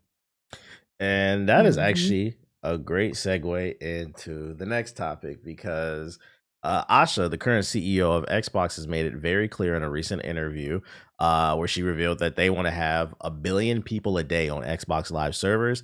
And they say that they want to be able to hit 500 million, half of that goal, by 2030. And my thing is, like, how are you going to do this if you barely have any exclusives and we can't even run the games on the disc because your servers are down? What's your take on this, Watts? Yeah, so I'm hearing that it was a bug that the physical couldn't work. But anytime that happens, I'm like, come on, man. and I would really be curious about, for people who had an Xbox and were trying to play, what was going on with that exactly? What was your experience with trying to load up your games? Because I have Steam go out. Steam does like maintenance every week on a Tuesday at a very specific time. It does not I can still load up my games on Steam. The only time I would not be able to play a game on Steam is if it's like if it's PvP and I have to connect to other people. But if I'm just like playing an offline game, even playing Monster Hunter, I can play Monster Hunter offline. I don't have any issue if Steam goes down. I still have access to every single game that I have. And I own these games less than people who have the physical copy of a disc on Xbox. I have never been cool with an all digital future. One, we do not have the infrastructure worldwide to support that kind of move right now. And like Ethos said, maybe they're just like, you're poor, doesn't matter. All of Australia cannot do this. All right. They can't do it. There's a lot of people in the US that can't do it. How many places even have access to like fiber internet? So still so many people that I know only have Comcast as an option. And Comcast is down half the time. So they're not going to be able to access their games half the time. So I've never been okay with that. And I think you are going to start seeing more hackers like Anonymous and Lizard Squad and everybody start targeting these servers for PlayStation and Xbox if they keep going down the digital only, we will not allow you to buy physical copies, we will not allow you to own your game route, because they don't like it. And they've shown that they can take it down for like a week if they want to. We've seen them do that before. So yeah, I think ultimately, if you want to have this many people on your Game Pass service, you want to have this many people buying your digital games, investing in whatever, they need to start thinking about their service stability. They need to make sure that it is safe from people hacking things. They need to make sure that, like, if I have Game Pass, but I have downloaded a game from Game Pass, I should be able to access that game without the internet. Anything that is on my Xbox or my PlayStation, I should be able to access it, period. They need to start looking into giving refund windows, because Steam allows me to refund any game, no questions asked, with 2 hours. They don't have any refund anything for most of these other platforms. They need to look into so many things to make me okay with going like, okay, it's digital only. I can't get a physical copy of it, but I own it. If my internet goes down, I can still play it. I can refund it if I need to. There's a way for me to do that. I'm confident in the server structure of whatever platform I'm choosing. But currently, I don't have confidence in any of that. They haven't shown me to have confidence in any of it. Yeah, I have no idea how they're going to hit this billion players on Xbox. Because here's the thing, right? There's 8 billion people on Earth. Not everybody's a gamer. And then the ones who are gamers, I don't even know if there are a billion gamers, but let's act like there is for a moment.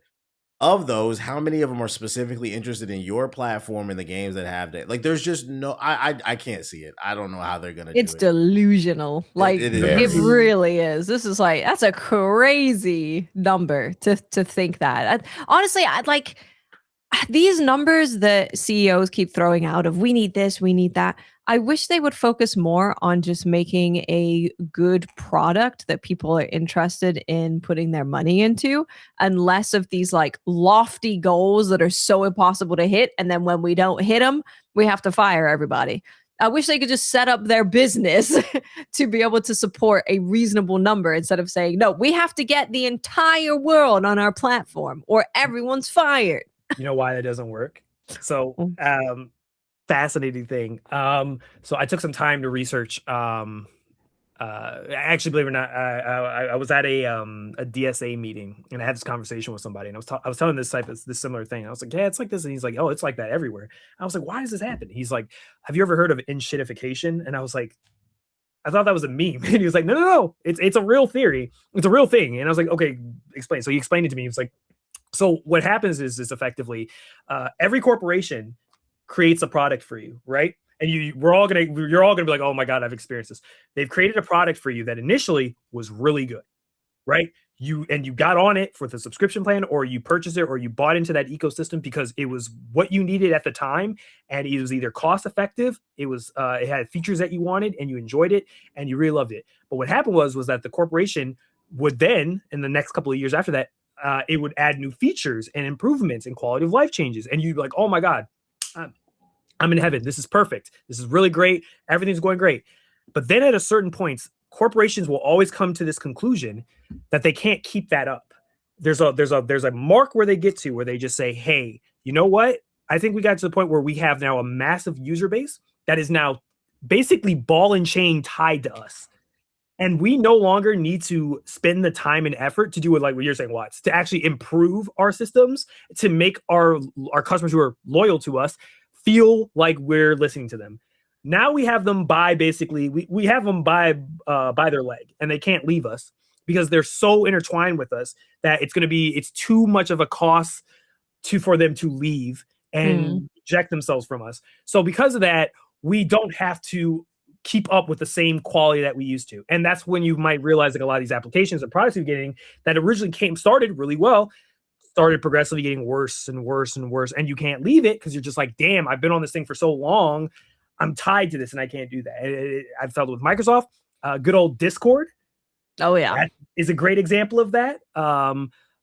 you can think of any sort of corporation where initially you loved the thing that they originally did, and then what happened? They started putting AI bullshit in it. They started adding all these other things you didn't ask them to change it for. It started performance-wise wasn't performing as well as it used to be, and then they go up in the price, and you can't leave because you're like, fuck, I have too much of this important stuff, or I'm too integrated with this thing. I can't get rid of it. That happened real hard with Norton antivirus. You remember way back in the day that it was like the peak. Goated.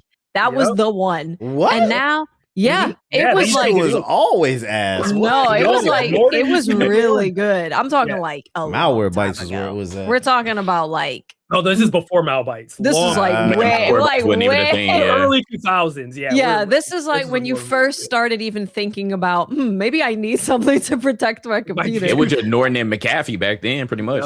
And Norton was really good. And now, if you have it on your computer, it will run your CPU like it is a virus 20 degrees higher than it should be. It's like it's really, really bad. But it used to be like no questions asked, just get Norton is going to sort everything out. Like it barely affects your computer at all. It's great. Now you just have pop-ups and it slows your computer down. Yeah, and I think what sucks too is reports are coming out that Fable is uncomfortably over budget. They're overspending with this game, and then they're also worried that it's releasing close to God of War Luffy, however you pronounce that. And I tend to believe this rumor that is true. I mean, it's been delayed multiple times, and I'd imagine they're probably going to do everything in their power to try to make their money back. That's why certain games are going multi-platform. It's just I don't know if. I think Fable will be successful. I think we're all going to play it. I think most of the people who are watching this podcast are going to play it. But I think this is one of those games where, like, best case scenario, it's probably going to be like a slow burn. Like the hardcore gamers are going to probably uplift it if it's fire. And then over time, people, because like for some reason, I know a lot of people recently just started playing Baldur's Gate 3, which, better late than ever. But like that wasn't a slow burn. But I've seen people start to pick it up. It might be like one of those where is it the third camera mod? What's that? Person camera mod. So there's a mod for Baldur's Gate 3 that makes it third person.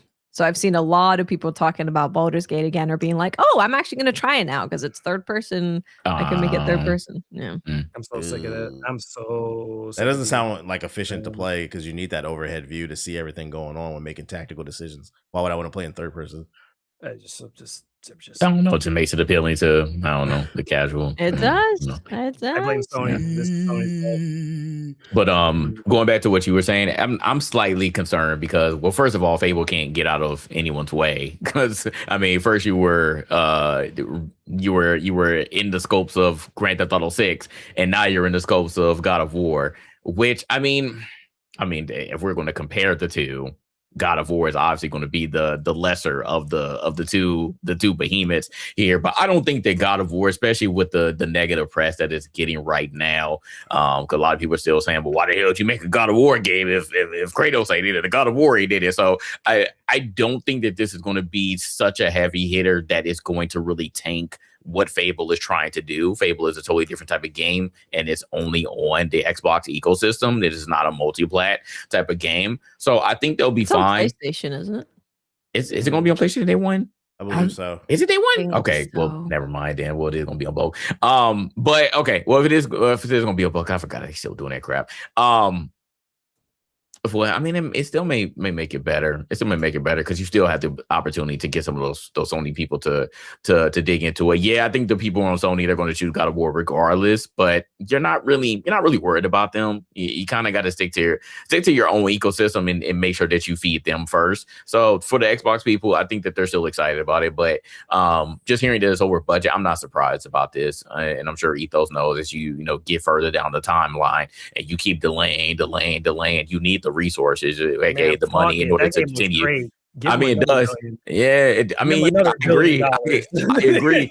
But it concerns me because this is something that the public is now hearing, right? Like if they just kept this in house and then like later on, like after the game came out, then you heard this news, I'm like, okay, cool. That's what I want to know. Who the fuck is yapping like this? I don't know, man. Why is Yeah. Xbox? Someone is yapping over That's Xbox. a What do you that's a mean great who? question. I doubt it's one person. It's a Crap bunch. booty. They I'm just convinced laid off it's like booty. fucking 10,000 people over the last 2 or 3 Everybody just years. What do you mean? squeaking. Yeah, everybody just everybody's squealing, snitching, bro. Yeah, 'Cause yeah. they could be like, "Oh, I'm next, bro. Let me get something out here. Let me get some clout." Let me get my shit off.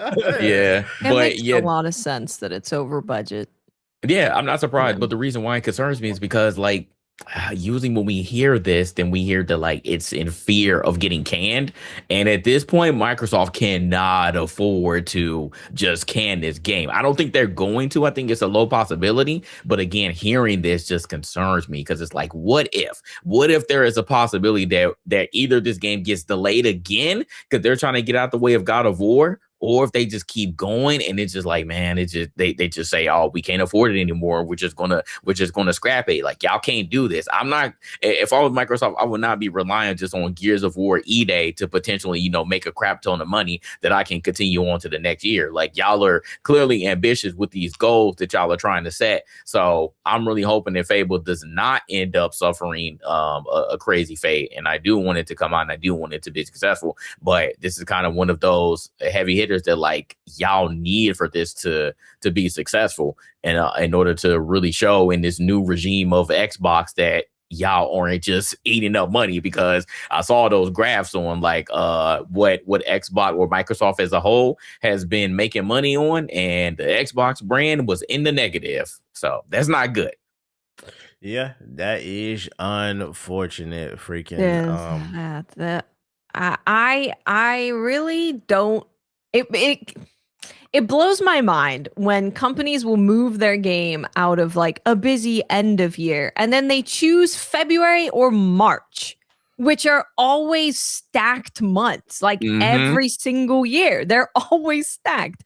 This year, we were like, oh, Neo 3 is coming out. And then you've got Dragon. Some people were interested in Dragon Quest. You had Kingdom Come Deliverance coming out. You had Yakuza Kiwami coming out. You had Resident Evil Requiem came out in February. So like there's always an insane amount of games coming out in February.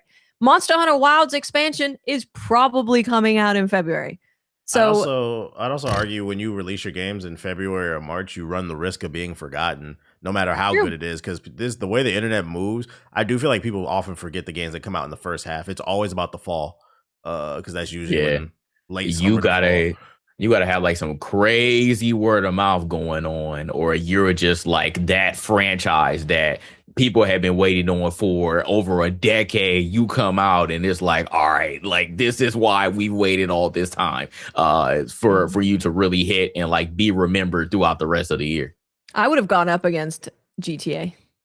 I would have been like, guys, listen, it's risky, but if you are the game that is like, we don't care, I think that could have some really positive PR for you.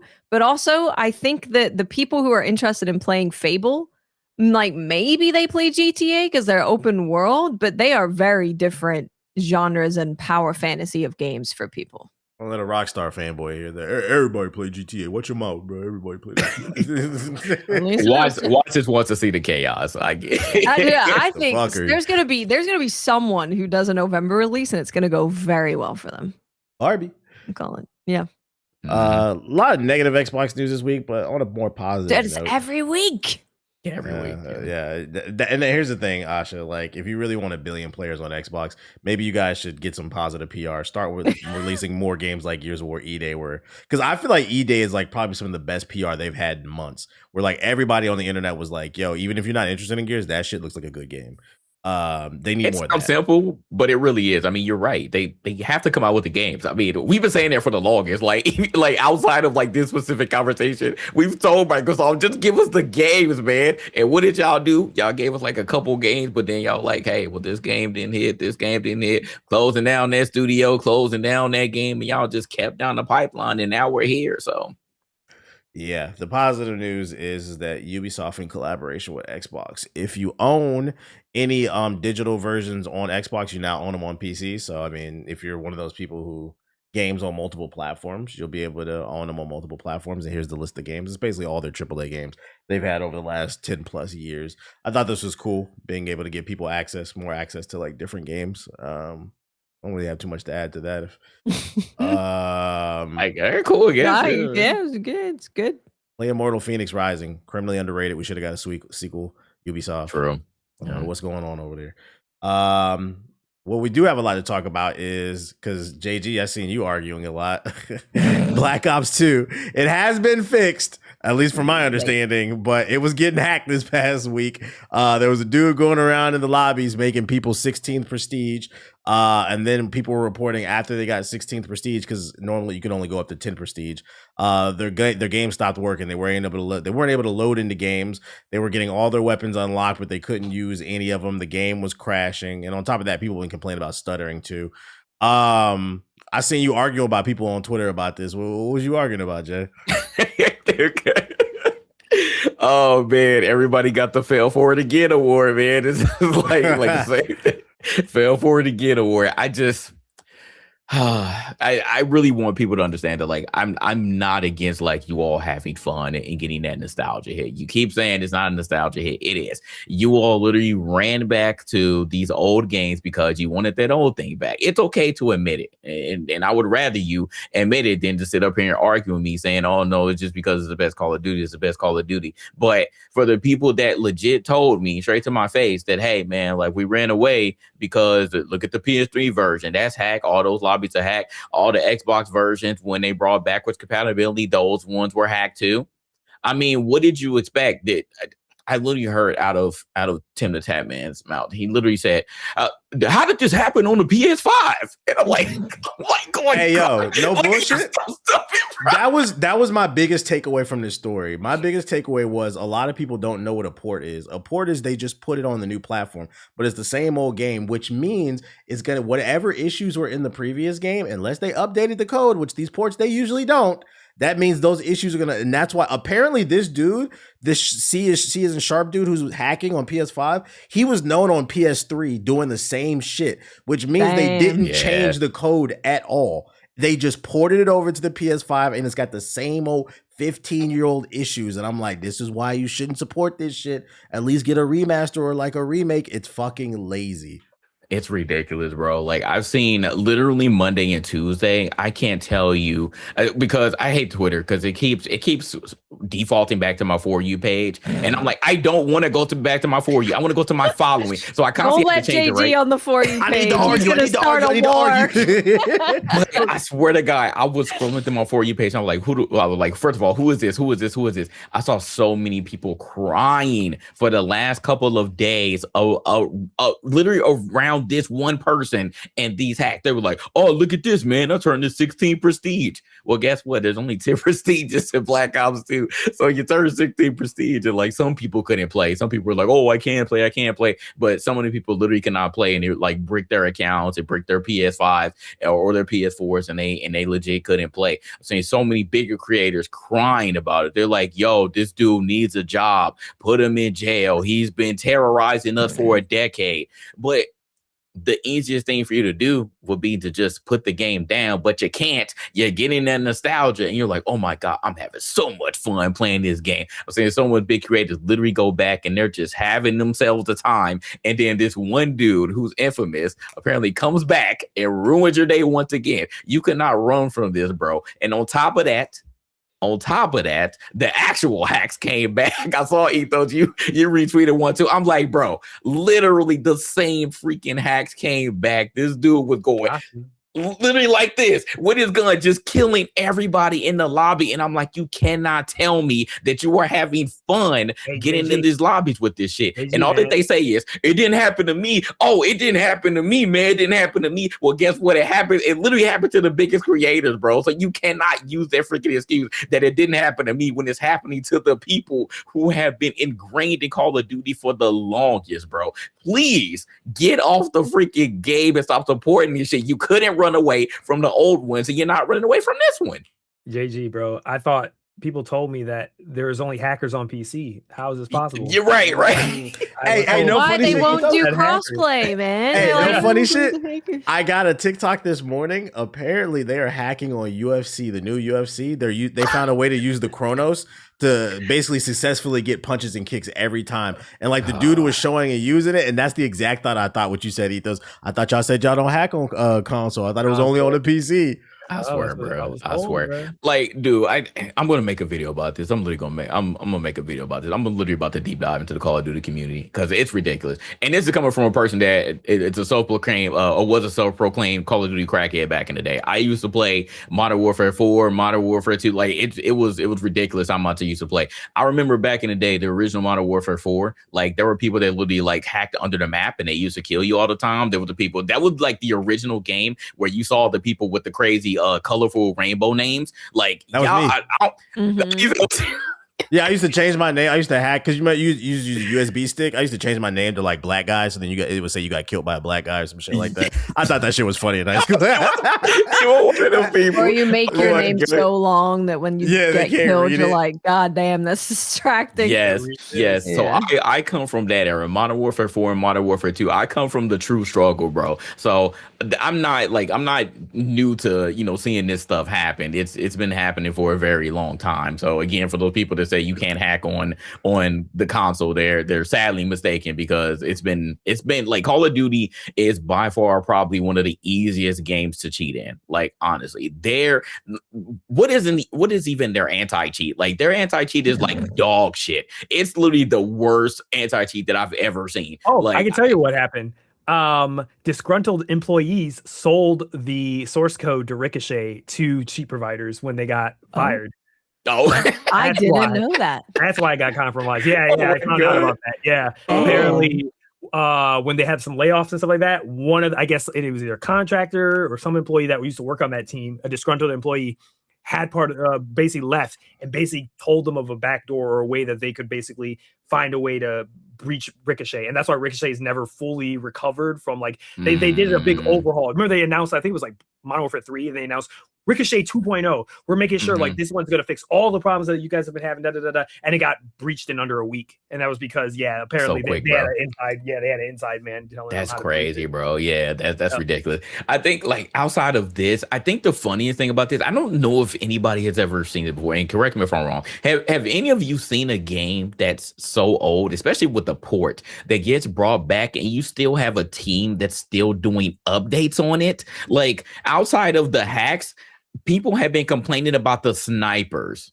They've literally been complaining about the snipers, so the saying that balancing of the game is a problem. Yeah, there's still game balancing that is coming out. They're still releasing updates, like weekly updates and hot fixes for these 14-year-old and 16-year-old games. I don't think I've ever seen that before like this. They are literally still supporting these old games, but y'all, what's wrong with Black Ops 7? Why aren't y'all playing that? But y'all are complaining to Call of Duty and to what's it? I forgot the name of them. Iron Galaxy to fix these games and to ban CS and Sharp.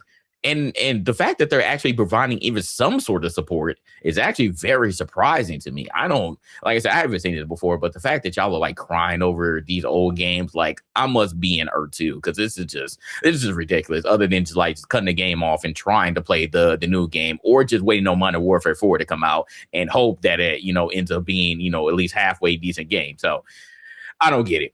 We got a lot of gamers, I think, that are entering early midlife gaming crisis. Because I mean, if you look at like a lot of Gen Z, a lot of them are either about to be 30 or they just hit it.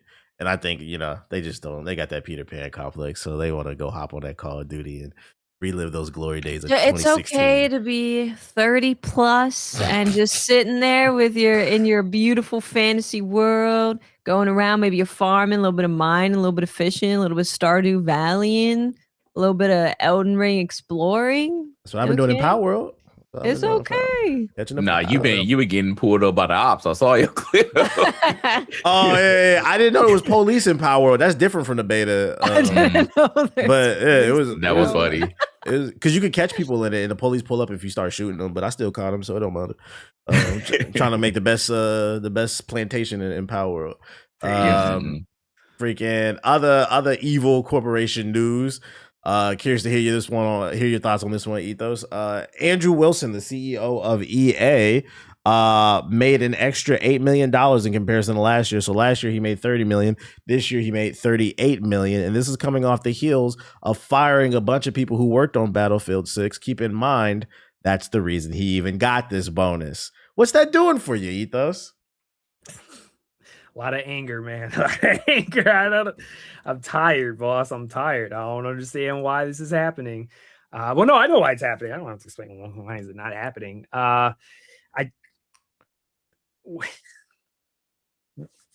What do you want me to say? I don't know what to say. I'll say something. I got you. You know what I'm gonna say. Listen, Madden, FIFA community, people who indulge in these. No, screw this news. Let's talk about how Jared Kushner is about to own part of EA. Let's talk about that. Yeah, they said the deal's about to finalize, I think, next week with the Saudis. Saudi Arabia. Yeah. Hey, I told you my stance. Listen, when it comes to EA, just get Jedi 3 out. Just get Jedi 3 out. After that, I don't care what happens with EA. Like, even the new Mass Effect, I'm good. Mass Effect's dead, man. It's too far out. Just kill that shit. Just kill it. I can't see my baby. Let's finish 50 Cal Kestis story, and then after that, EA, you got it, dog. I really don't give a fuck, man. Just kill it, bro. Just kill the franchise. I just can't help but feel like, instead of finding all these legal loopholes to find ways to pay yourself millions more, you could have took that $8 million bonus and paid the employees that made the game, that made you. I mean, why not take like a $1 million bonus and give 7 to the employees, Because the way my head works, I'm like, if you pay the employees well enough, they'll make even better products. And you already said it, because Battlefield 6 was a success, regardless of the current numbers right now. I think it averages like 50,000 players on average a day.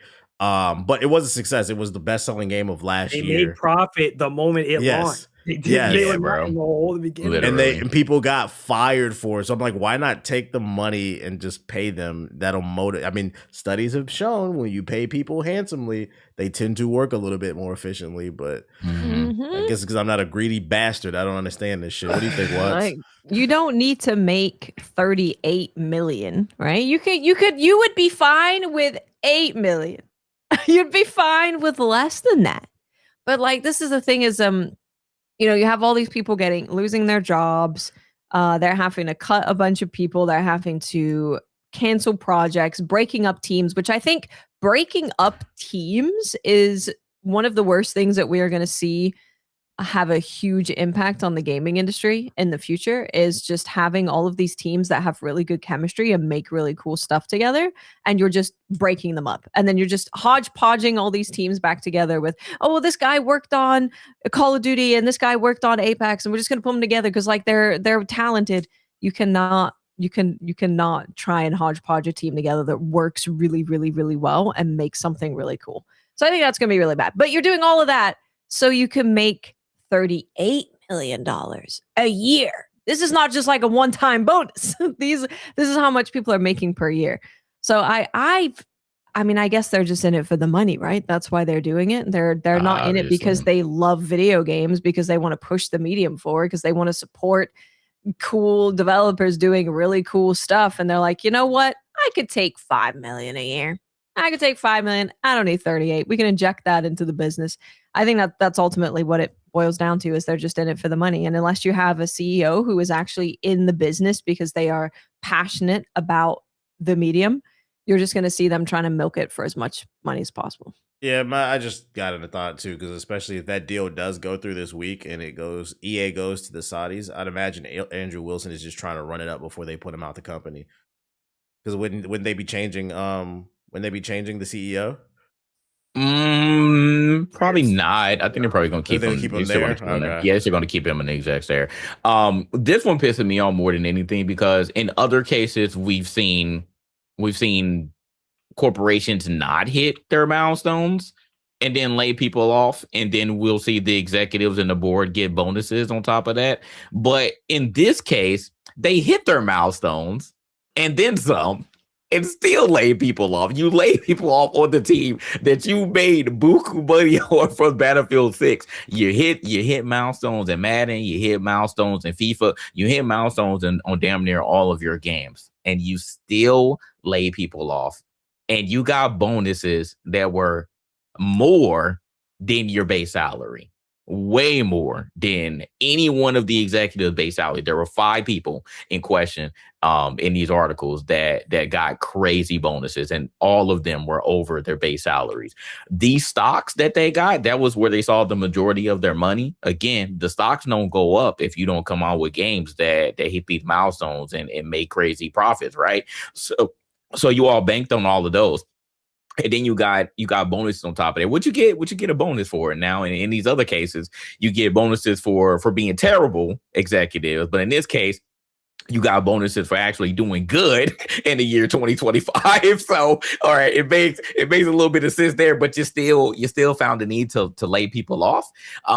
That's the thing that really puzzles me about EA's case. Like, how does that happen? How do you seriously explain that when you hit your milestones, but you fire people, and then you and then other people get crazy bonuses due to stocks and just for just being there? Like, what did you truly do that separates you and makes you deserving of this much money? But the people at the bottom, the people that helped you get all this money, they're the ones that have to come on Twitter and say, hey, I got fired, but I didn't even know. I didn't get a phone call. I didn't get an email. I found out the same way that y'all did today. I found out through Twitter. I found out through these other news accounts that told me that me and my team were let go. I think that's the biggest slap in the face out of any one of these stories that we've talked about over the past few years. Yeah, and it's like, what sucks about it is the people who primarily are consuming the EA games, they have no idea this is going on. And to be honest, even if they did, I don't think they'll care. They don't care. It's a vicious cycle. It is a vicious cycle. Now someone did on Twitter, they kind of like broke this down, and they said that the bonuses and the stocks that the executives got were separate from the firings. But first of all, these are super bad optics. I don't care how separate that the situation was. It's terrible timing, because you can't lay people off from the team that helped you make all this money and was one of your most successful games of 2025, let alone one of the most successful games of 2025, period. But you lay people off, you get crazy bonuses and stocks, and you're gonna sit up here and tell me with a straight face, oh, this is separate from that. This tells me that you and your team were severely misaligned, because I don't even understand how this happened from an executive to a mid-level to an entry-level standpoint, where you sit up here and you analyze the DICE staff and you say, hey, they hit their milestones, let's go ahead and let some of them go. Like, that just doesn't make any fucking sense to me. So yeah, misalignment, that's an understatement. Super misaligned. Who even made that call? Because what are you truly looking at? Because you all claim that you look at the numbers, right? We literally just got done talking about the numbers with Asha and the Xbox staff. What numbers are you truly looking at? Like, I don't care. You could try to explain this to your blue in the face. It doesn't make any freaking sense to me. And this is truly who, forget who like the standard video game industry is mad at, because obviously they're mad at Sony right now on the physical stuff. Y'all really should be mad at the executives at the end of the day. I've told y'all this a million times. We talked about Warner Brothers, like fuck Warner Brothers, because you already know how I feel about that. One of the worst companies ever to exist right now. Their CEO is a freaking dickhead. So I've been on the executives' ass, and they just keep playing in y'all faces, and y'all just were like, well, I don't care, man, just make my damn games. Like, I'm just gonna keep giving you money and microtransactions and season passes. This is who y'all should truly be mad at. Yeah, I do get curious if there will ever be a day where like burnout comes for the games that EA puts out, the annual stuff. Like, we know they're loving it now, but will there come a day where it's like the mass majority is like wakes up and is just like, you know what, I don't really care about Madden anymore. I don't really care about FIFA. It's not gonna happen. Right. It's not gonna happen until another game comes out, and until for some reason if EA loses the NFL license, which shouldn't be a thing anyways. I think that should be disbanded, to be honest. But until competition can truly come into play, it's not gonna happen. That's the excuse that everybody gives, and all of these franchises, because it's only one game, or if there's another game, it doesn't have the license to it, so you're not gonna play it because it doesn't have those players. Yeah, well, EA ain't the only one out here doing gangster shit. Sony out here calling y'all pussy, not me. Specifically, Sony's CFO gave this statement during their earnings call, We are not seeing any impact on our business as of now. Going forward about the content sales, large part is already digitized. Therefore, as a result of the discontinuation of a disc, we don't see that there will be any negative impact on our business. However, as I already said, the users, the players have attachments, and we have to think about how to respond to those feedbacks. Translation, y'all ain't do shit, so we really not too worried about it. She dead ass in a corporate way called Sony ponies pussy. That's what she said. He literally said, yeah, like people are mad, so we'll like think about it, but we ain't gonna do anything. If you don't care, we don't care. It doesn't affect my dollars. So. You like it, we love it. And here's the funny part too, right? So then another article came out and it said that PS5 console sales are down almost 40% this year, right? But then also in another report, it was revealed that the profits climbed also almost by 40%, despite the sales of the hardware being down. So if you read the data and you look at what she says, you might be wondering, well, if PS5 sales are down and she's saying she's not worried about it, what were they not worried about? It's because the profits are still up. Even though they're not moving as many PS5s, that means the main problem is probably microtransactions, bruh. We got a lot of whales in the game because that doesn't make any sense that they're not moving any units, but they're still got profit like crazy, bruh. Up 37%. You're not just buying these digital games, you are buying these microtransactions. And they said as long as the microtransactions keep rolling in, we don't give a fuck, bro. Her statement is a real good way to get people who do care about this stuff to be more angry about it. It's just, you know, the average gamer probably doesn't even know that this announcement happened in general, and they definitely don't know what the CFO is saying about anything. So I don't think it will have, like what she's saying, will have much of an impact on anything. But maybe it will. Maybe there's people out there who are like, I kind of care, but maybe I don't. That maybe they'll hear something like this and go, wow, they actually do not care about me as a customer at all. They don't care what I think as long as they're making money. And that might affect some people. That's actually a good point that I didn't think of. Do y'all think in 2028 and beyond, when they remove discs, when people walk into GameStop or Best Buy and they ask for the copy of the latest and greatest game that's coming at that month, you think you would be surprised? Stop. You first of all, you said that they would still exist. That you'd be able to walk into them like they're going to be around that. Well, no. What I'm saying is, because I agree with Watts. What Watts was saying is she doesn't think the average person knows they're removing disc in 2028. So I'm saying, and I would agree with that. I don't think the average person is going to know when they walk into GameStop, and that's what I'm saying. When they walk in there and they see there's nothing there, you don't think that's going to be there. GameStop is not going to be around. You're not going to be able to walk into the store. It's not there no more. You saying GameStop will collapse in the next 2 years? They scalped the Pokemon cards. Did you? They got Funko Pops. Wait, what happened? Y'all was both talking. Y'all said at the same time. What happened? I thought. Look, go ahead, Watson. You said they got what? They got Funko Pops. I don't think that's a business model. What did you say, Ito?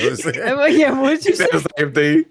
Oh. I said, yeah, sure, yeah. They'll just do the Funko Pop. I'm just saying, I think if people walk into the store, the people that were unaware of the discontinuation of physical media, when they walk in the store to try to pick up their games, I could see a world where that's going to fire up some people like, wait a minute, when did this happen? Wait. And then they start looking into the shit. And that's when people were like, man, maybe I need to go to a different platform. Do you remember how big mom and pop shops disappeared? Yeah. Like the moment they put up Walmarts and once they put up all these other big corporate chains, all of a sudden like mom and pops didn't survive a decade, like less than a decade, they were gone. Yeah. It's gonna happen again. So I mean, I think GameStop's not a mom and pop. Don't get me wrong. Fuck them. but I really empathize for is those mom and pop, like third party lower chain shops that have been like, especially like the LGS shops, because you know a lot of them intertwine with like retro games. There's no reason to go to the store anymore, and PlayStation's the biggest console. Unless you're trying to get retro, that's going to be the only thing, but you're not going to be moving any new units for real. I just can't fathom a world where like motherfuckers would really tell me with a straight face and like, I don't want to go to a comic book shop. I'd rather read my comics digitally. I don't care about none of that. It's just, and they should just get rid of all physical comics. Like it just don't make sense, man. The CFO like did. Mediums, she did say that they're working with certain regions and they're taking into consideration the Nintendo route where maybe they'll release box editions with codes in it, but I'm just like they're not. The thing with Nintendo, right. First of all, Your announcement should have come with a slew of other things. If we're getting rid of this, but here's what we're doing to make our digital ecosystem better for you guys and more consumer friendly. But the Nintendo thing. So this is the physical of Splatoon. A lot of people don't know that not all Nintendo games are just like a code or like half a cartridge. Some of them are legit physical copies. So if it's a Nintendo game that the game isn't actually on the cartridge, at the bottom it will say like this is a digital only thing or whatever. But if it doesn't have that, it is just straight up a physical copy of the game. So want people know that, because people were confused about that, because people were in my chat being like, I was gonna pick up Splatoon, but I only want to get physical, and they don't do physical anymore. I'm like, Splatoon is a physical. Some of them are. So some of the majority of like first party games, you think probably still gonna be physical with Nintendo? Yeah, I know like Monster Hunter Stories 3, for example, is not. It's got like the game code thing. But Nintendo actually does a really good job with this, because one, the digital is $10 cheaper, which I appreciate. Two, they are very clear of if it's an actual physical cartridge or if it's a game code that you're getting. They are very clear about all of that stuff. So I don't like Nintendo that much, but I do appreciate that they're pretty open with the customer when it comes to that, at least. Hopefully they stick with that model.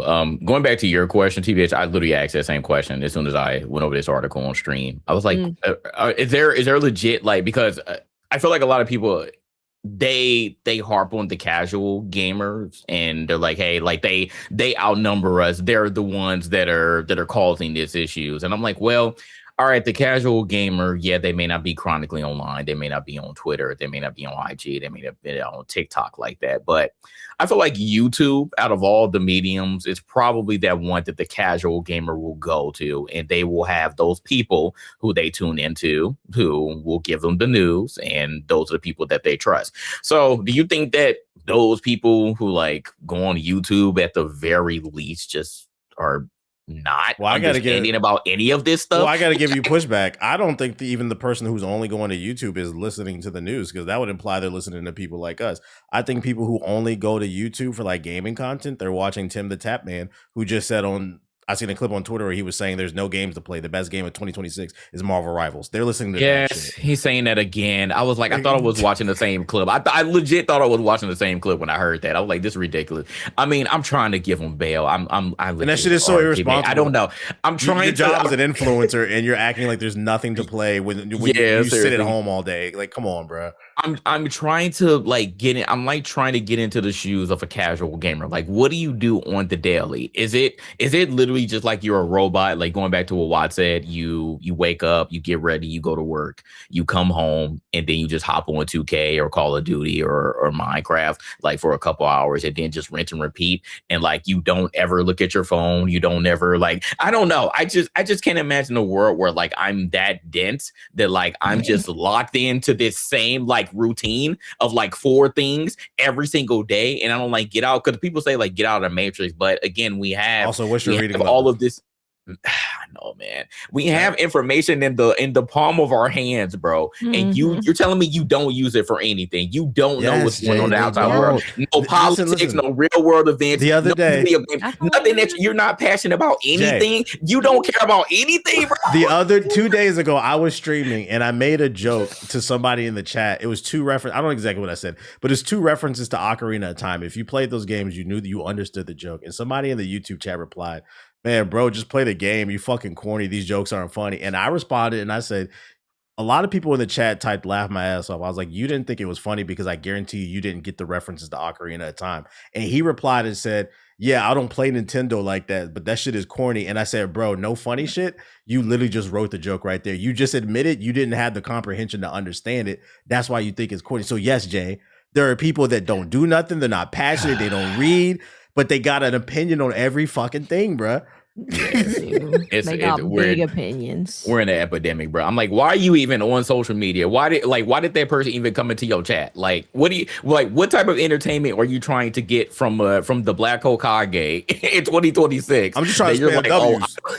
Like, I don't I don't understand it. Like, I'm trying my best to like understand the casual gamer. It's like I think I'm too old now, man. I'm out of touch. I'm too old. I feel like the grandma that's like, I don't get these kids these days. It don't make any sense to me.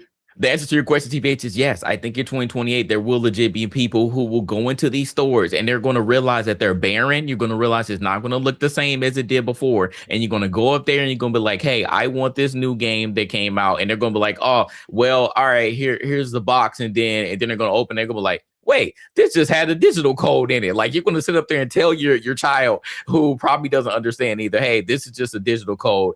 And they're going to be like, well, why do we even go to the store? Why did I even waste my time, my gas to go to a store to get a box that has a digital code in it when I could have just gave you the money to download it on your console or your PC? You can look at the box. Do you remember how hard it was to get a PS5 with a disc drive? Yes. We had to settle for the digital one because you literally couldn't find them anyway. But the disc drive one was impossible to find. So I'm not buying that it's not important.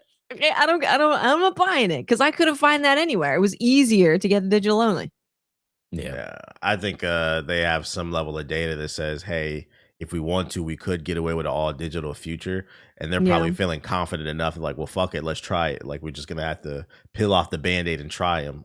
They've been wanting to do it for a while. And the way that the gaming industry now is set up is the best place for them to try it with all the microtransactions. And people do buy digitally. I understand it's very easy to do it.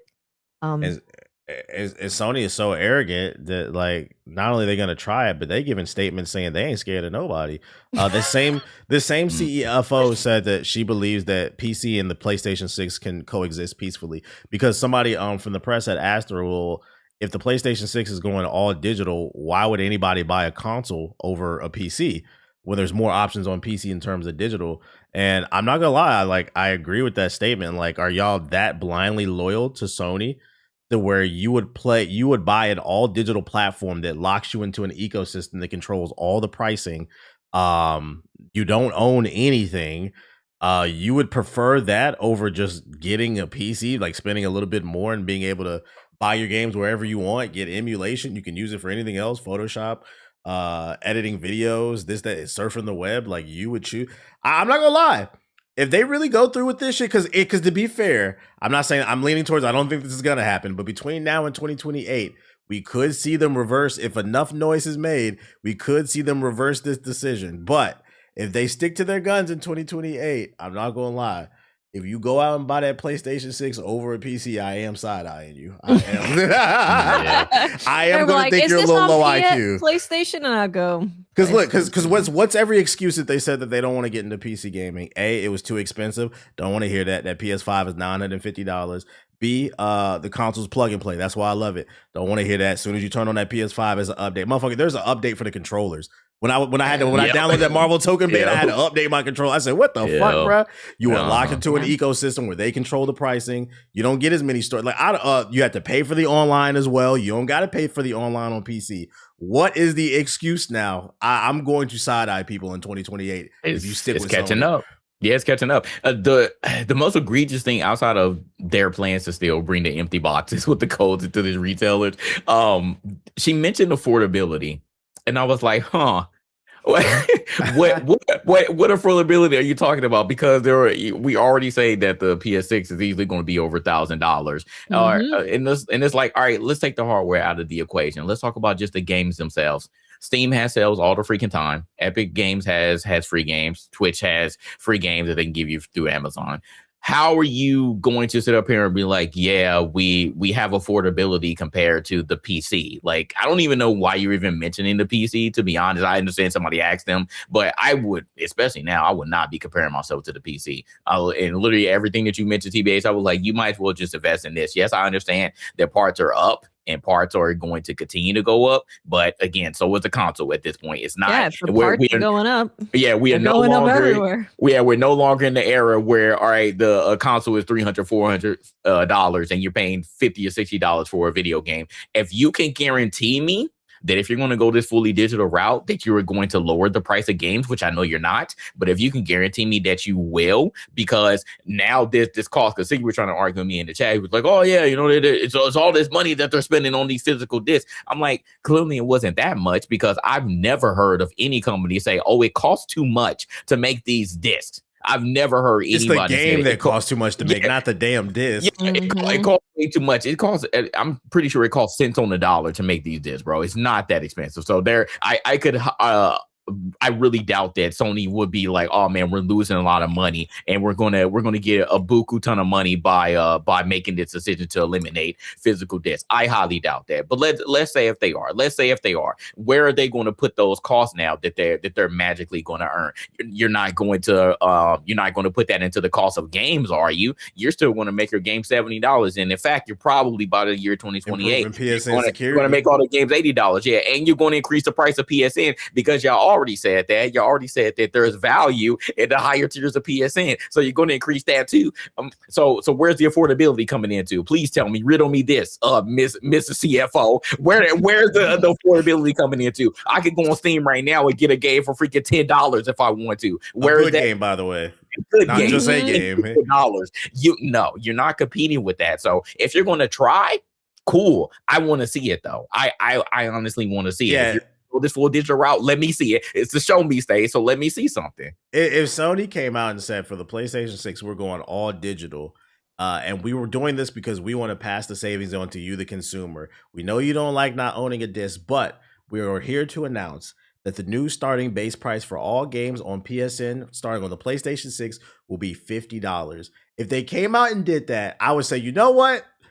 I don't like that I can't have a disc, but damn, the games are cheaper. They're helping you out. It's I was like, you know what? I'm going to let that slide. But they're not doing that. They came out and said, we're removing something from you, but we're adding absolutely nothing to take its place. We're not making anything better. We're not making the ecosystem better. We're not making anything better at all. We're just taking away an option from you. Thank you. And what the Sony ponies do, they said, yeah.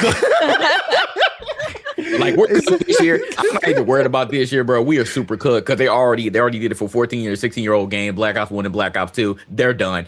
Wolverine coming out, they're done. Everybody's going to fold. 2K's coming out, they're going to fold with that. And then, of course, you got the coup de grace, Grand Theft Auto 6. We're done. I'm not even trying to hear anything. I'm not going to argue with y'all. We're cooked. The year 2026 is cooked on the Sony PlayStation. So forget your boycotts. I understand you trying to do it. We're cooked. I'm going to see what 2027 looks like in 2028. I really want y'all to lock in, Sony gamers. If you truly care, I want y'all to lock the fuck in, cancel your PSN, and start getting everything physical, or just don't put money in their pockets. Because I'm honestly just considering. I'm like, yo, because I would have to get a physical, like in order to get Wolverine physical, I gotta get I have a digital PS5. I gotta get the physical add-on in order to do that. I'm like, do I want to put $140 into y'all pockets in order to get both of those?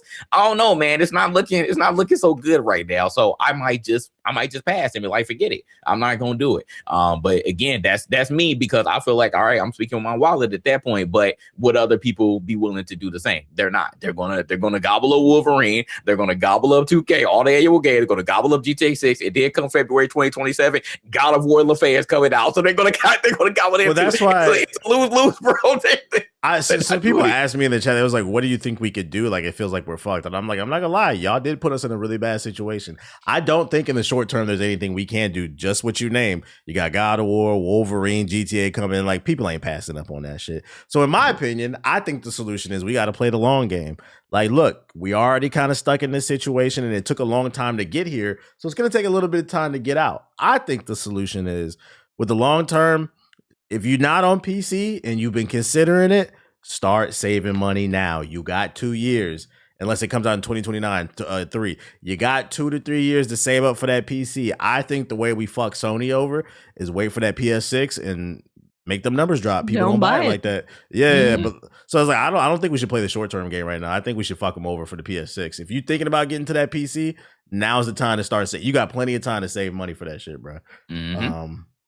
Yo, you smiling over there? You just been smirking. You good, Ethos? It's just hearing all this. It's just like, it's nice to hear. It's just nice to hear. that we've accepted it's too late. Man.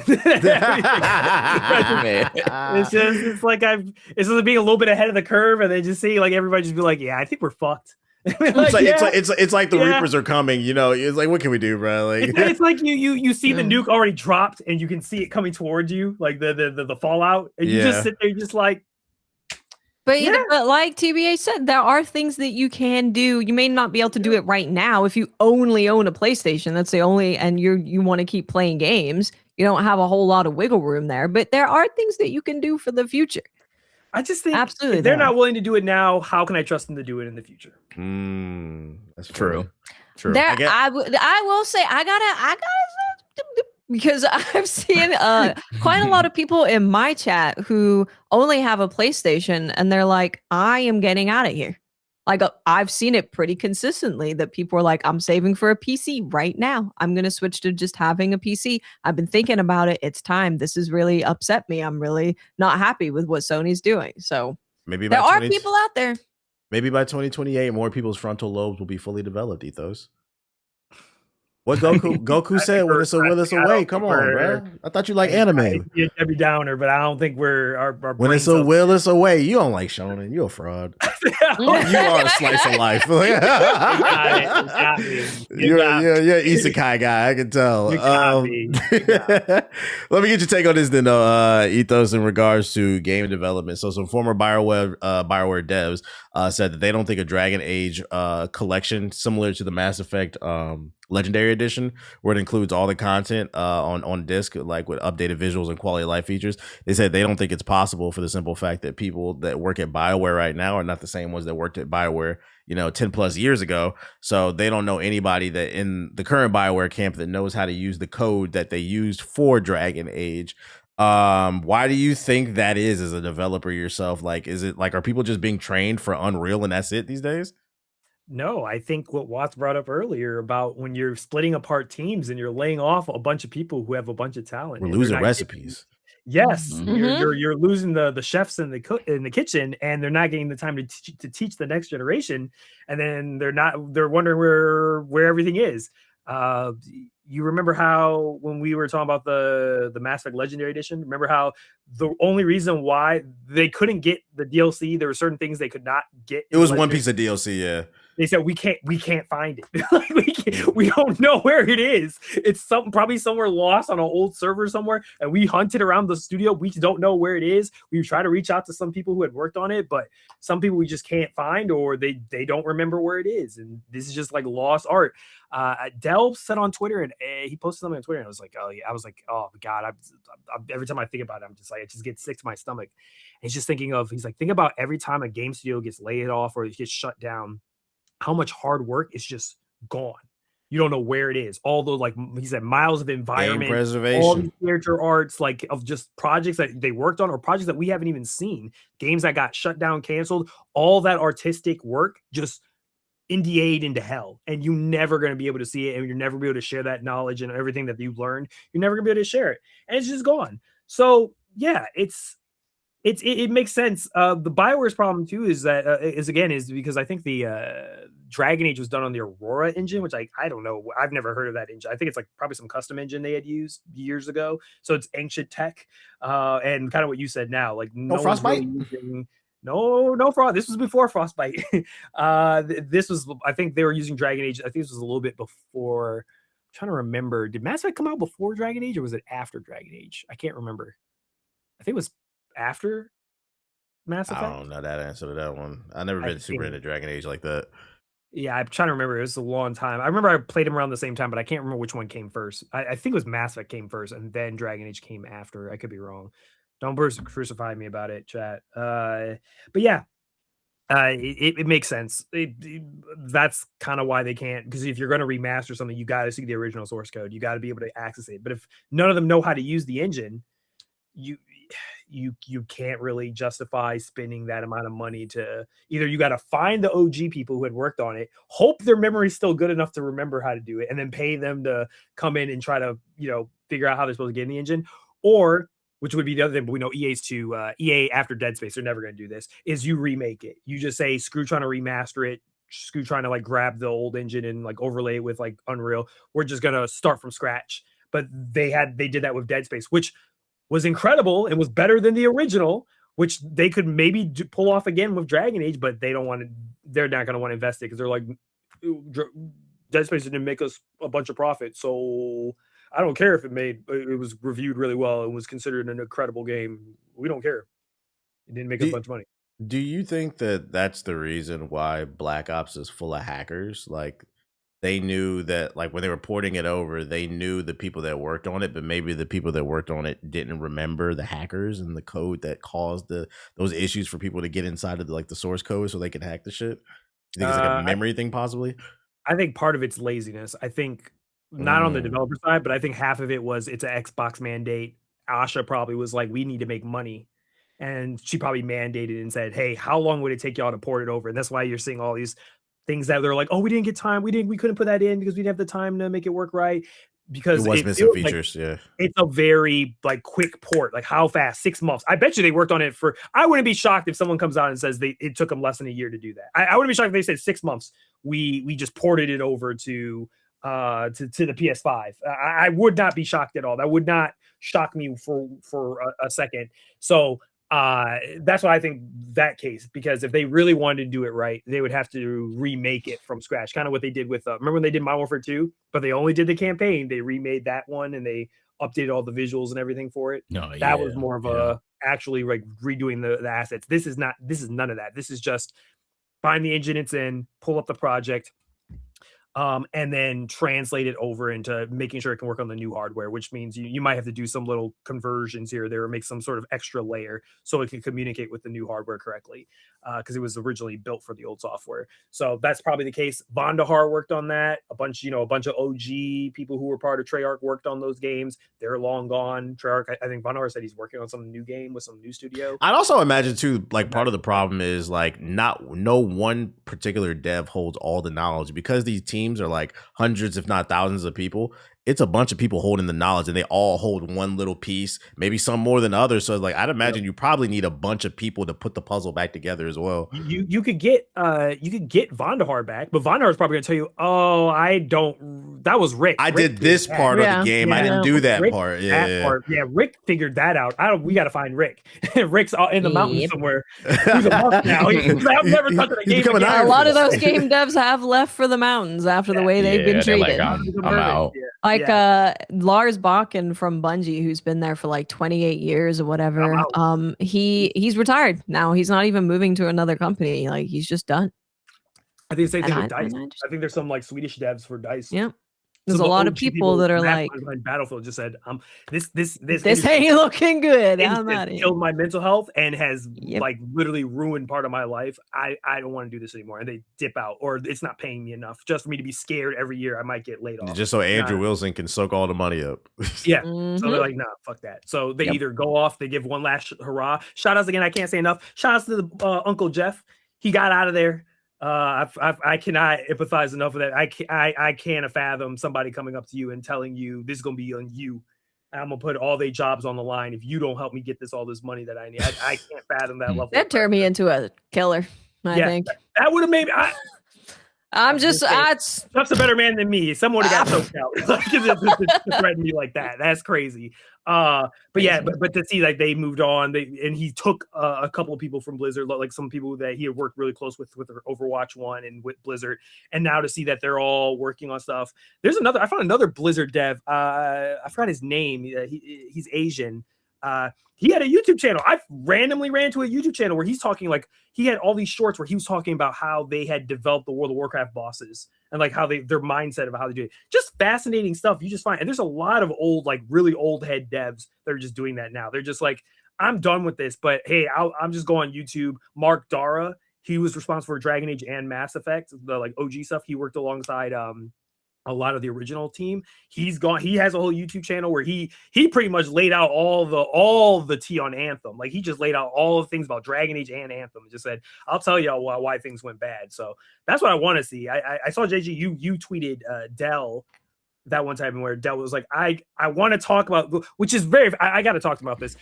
I feel like there's this thing Dell talked about. What was it, JG? That he was like, I want to talk about this thing, but I'm a little concerned that if I talk about it, some people might take it the wrong way. Obviously, some people. Yeah. But it's like, I feel like it's so critical that I feel like this information needs to be talked about. And you were just like, I would like, you should do this. Like I agree with you. I feel like Definitely. I feel like a lot, I'm not going to blame devs for this, but I feel like I wish more of them had stepped up and had been more public about this stuff way earlier than now. I feel like maybe there was a kind of what you said, TBH. Maybe there was a fork in the road somewhere where maybe if people had brought this stuff up, or maybe even while they were in their positions, and I know there's probably NDA reasons why they couldn't, but if there was just some way that, you know, we could have got more visibility on a lot of this, I wonder if maybe gamers could have rose up and done something to at least maybe like in solidarity had helped them out somehow. But that's kind of gone now. So yeah, absolutely. I think that I said that like we're not there yet, but we're slowly getting to like this renaissance period for the video game industry. Like it literally like put a tear to my eye to see like the old id developers like come together on Twitter and like just start talking, and I was like, yo, like this is some wholesome stuff. Like I don't think y'all understand what's going on right now, that they're like speaking out about the stuff that's going on. So I want more people, especially the people of the past, of like the, you know, what we consider like the golden era of video games, to come out. And you don't have to make a whole YouTube channel, you don't have to do a whole podcast, but there could be like a series. Like I want more of those people to come out, and we're seeing it slowly that those people are coming out and, you know, talking about like these old stories, or just giving their thoughts on like the video game industry today and how they feel about it. So yeah, absolutely, Dale should do that. Like I said, as long as you aren't cursing people out and calling them out of their names, I think that some people do need to get exposed, bro. Like I think we do need to get more and hear more about the inner workings of what's going on in the video game industry. Like more people do need to hear this, and maybe we can slowly start, you know, seeing more people's brains like really, you know, start firing up. Because a lot of people's brains ain't working at all, but some people's brains need to start firing up. It's like, hey, all right, like now that I think and hear somebody like reputable, yeah, exactly. So yeah, I think that needs to happen. Yeah, absolutely. Fair enough. Freaking what about this? Y'all gonna support this one? Wu Chang is back. Wu Chang 2 is coming. Yes. Five Games has partnered with, and I'm gonna have to fuck this name up, I think is Ji Zhuan. He's the original creator of Wu Chang. He started a new studio called Indolphinity. Did he get fired or something? Just in context? Yeah, it's not the original team, but yeah, so he started his own studio though. Go ahead. Yeah. Context, they basically, the studio just got like shut down. There was a whole lot of stuff going on with Wu Chang, with pressure from people in China for how you were able to kill a certain group of people, and they weren't happy with that, and they had to change the game because of that, because of all of the threats and pressure that they were getting, and then the studio just closed down. So it lives on. So let's take a couple of minutes. I mean, y'all love this game, not me. What y'all want to see from Wu Chang 2? What's it need to do to stand out? Because I do feel like it has its audience. I'm not gonna say it doesn't, but I do feel like it could have did better to stand out. What do y'all think it needs? So first of all, I'm really happy that someone stepped up to help this studio, because they've sold 5 million copies.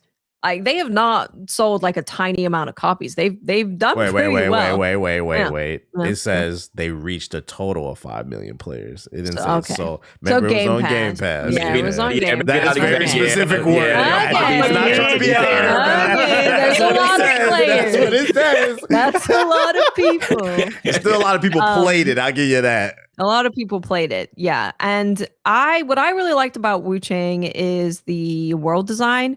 It was one of the very it was one of the very few games that came out saying that they were a Souls-like, that actually understood that the interconnectivity of the world is an important part of being a Souls-like, if you want to take on that moniker. And because a lot of games are just like, well, we got bonfires and we got like a flask and like this bosses and it's hard, and that's as far as they go. So I really appreciated that about Wu Chang. I think they also did a really good job with diversity of builds and giving you really interesting spells and skills to use. I think that some of their bosses' designs could have been better. I think that there were some weird things with difficulty where it'd be like, it wouldn't be a scaling difficulty. It would just be like, this thing's really hard. This thing's really, really, really easy. So I think they could do better, but it's one of those situations where for a first IP of a game, it's their first time doing this from a brand new studio. I thought that it was like such a good job. They did such a good job of making a game within that genre that I think a Wu-Chang 2 could really go the next step and be something that's really phenomenal. So I think for me, what I would want to see is better designed. Well, towards the end, there was one area. I would like to see that area be designed a little bit better. So have a more consistent design across the entire game in terms of where the enemies are placed and how you traverse the map. I would like to see, I don't know. I actually just really liked Wu-Chang in general, I think. Now I'm thinking about it. There's not that much that I would have changed for what they were doing. I think just making it, I wouldn't say go bigger and better, because I don't mean bigger as in like go open world and make it bigger or better. But I mean just adding more spells, adding more armor, adding more weapons, adding more bosses, really fine-tuning the bosses. And because I do have one thing. The human bosses, the way that it ended up fighting them is that you would just knock them on their ass and there's literally nothing that they could do. So I would like to see them do more with the human bosses so that they weren't just like really easy to cheese them if you wanted to cheese them. I would like to see them have some human bosses that you could approach in different ways, and it wasn't just like, oh, it's a human, so I'm just going to knock them over and they're not going to be able to do anything. So I'd like to see that change. But otherwise, I think it was a really good first iteration, and I would just like to see more. I think it had. Let's talk about why you hated it. You're trying to be funny, but what I think I would like to see improved is, I think the art design could be better, but my main issue was the hit detection in it. Before I even got to that boss fight, I was already tilted with that game. It was a couple bosses that I had fought before where like my weapon, I had tried several different weapons, and like it was just moments where it was just going through the body, like clipping and stuff, and it wasn't registering the damage. So, like by the time I had got to that fight, I was already kind of over it. I was just like, I will say I do think that there's a foundation there. There's something there. I just felt like it felt like a Game Pass game, and I was ready to move on. Like, that's why they're mad at you for calling these Game Pass games. I play better Souls games. I play better Souls games. That is a slur, bro. That is a slur. If there's one genre of game I don't want to deal with hit detection problems, it's a Souls game. I don't got the patience for it. Nope. I'll never forget Sekiro.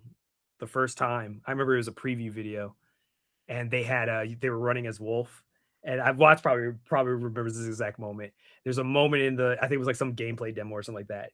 But he slides. So the animation where he slides when he dashes, and you can make him slide. And somebody fired an arrow at him, and he missed. And they said, "Oh my god!" They said, "Oh my god!" The From Software hitboxes are perfection. That's true. I have the same experience playing Monster Hunter Wilds now, and there's something that hits like perfectly next to me, and I'm like, it didn't hit me. Beast of Reincarnation looking like what was that thing, Watts? Do you remember the thing I tweeted? I messaged you. I was like, holy shit, where it was like someone was posting like the hit boxes for some of the bigger monsters, and I was like, no wonder this motherfucker hit me with this, where it's like some big ass like square box with some of his wings where he smack you. There's some people go really in depth with Monster Hunter, breaking down like pixels and boxes, and it's really interesting. The rigs on the lightning dude, holy shit, that would have drove me insane. that would have absolutely, it was like 300 bones for like every single part of his neck and head when he like does the lightning cannon. It's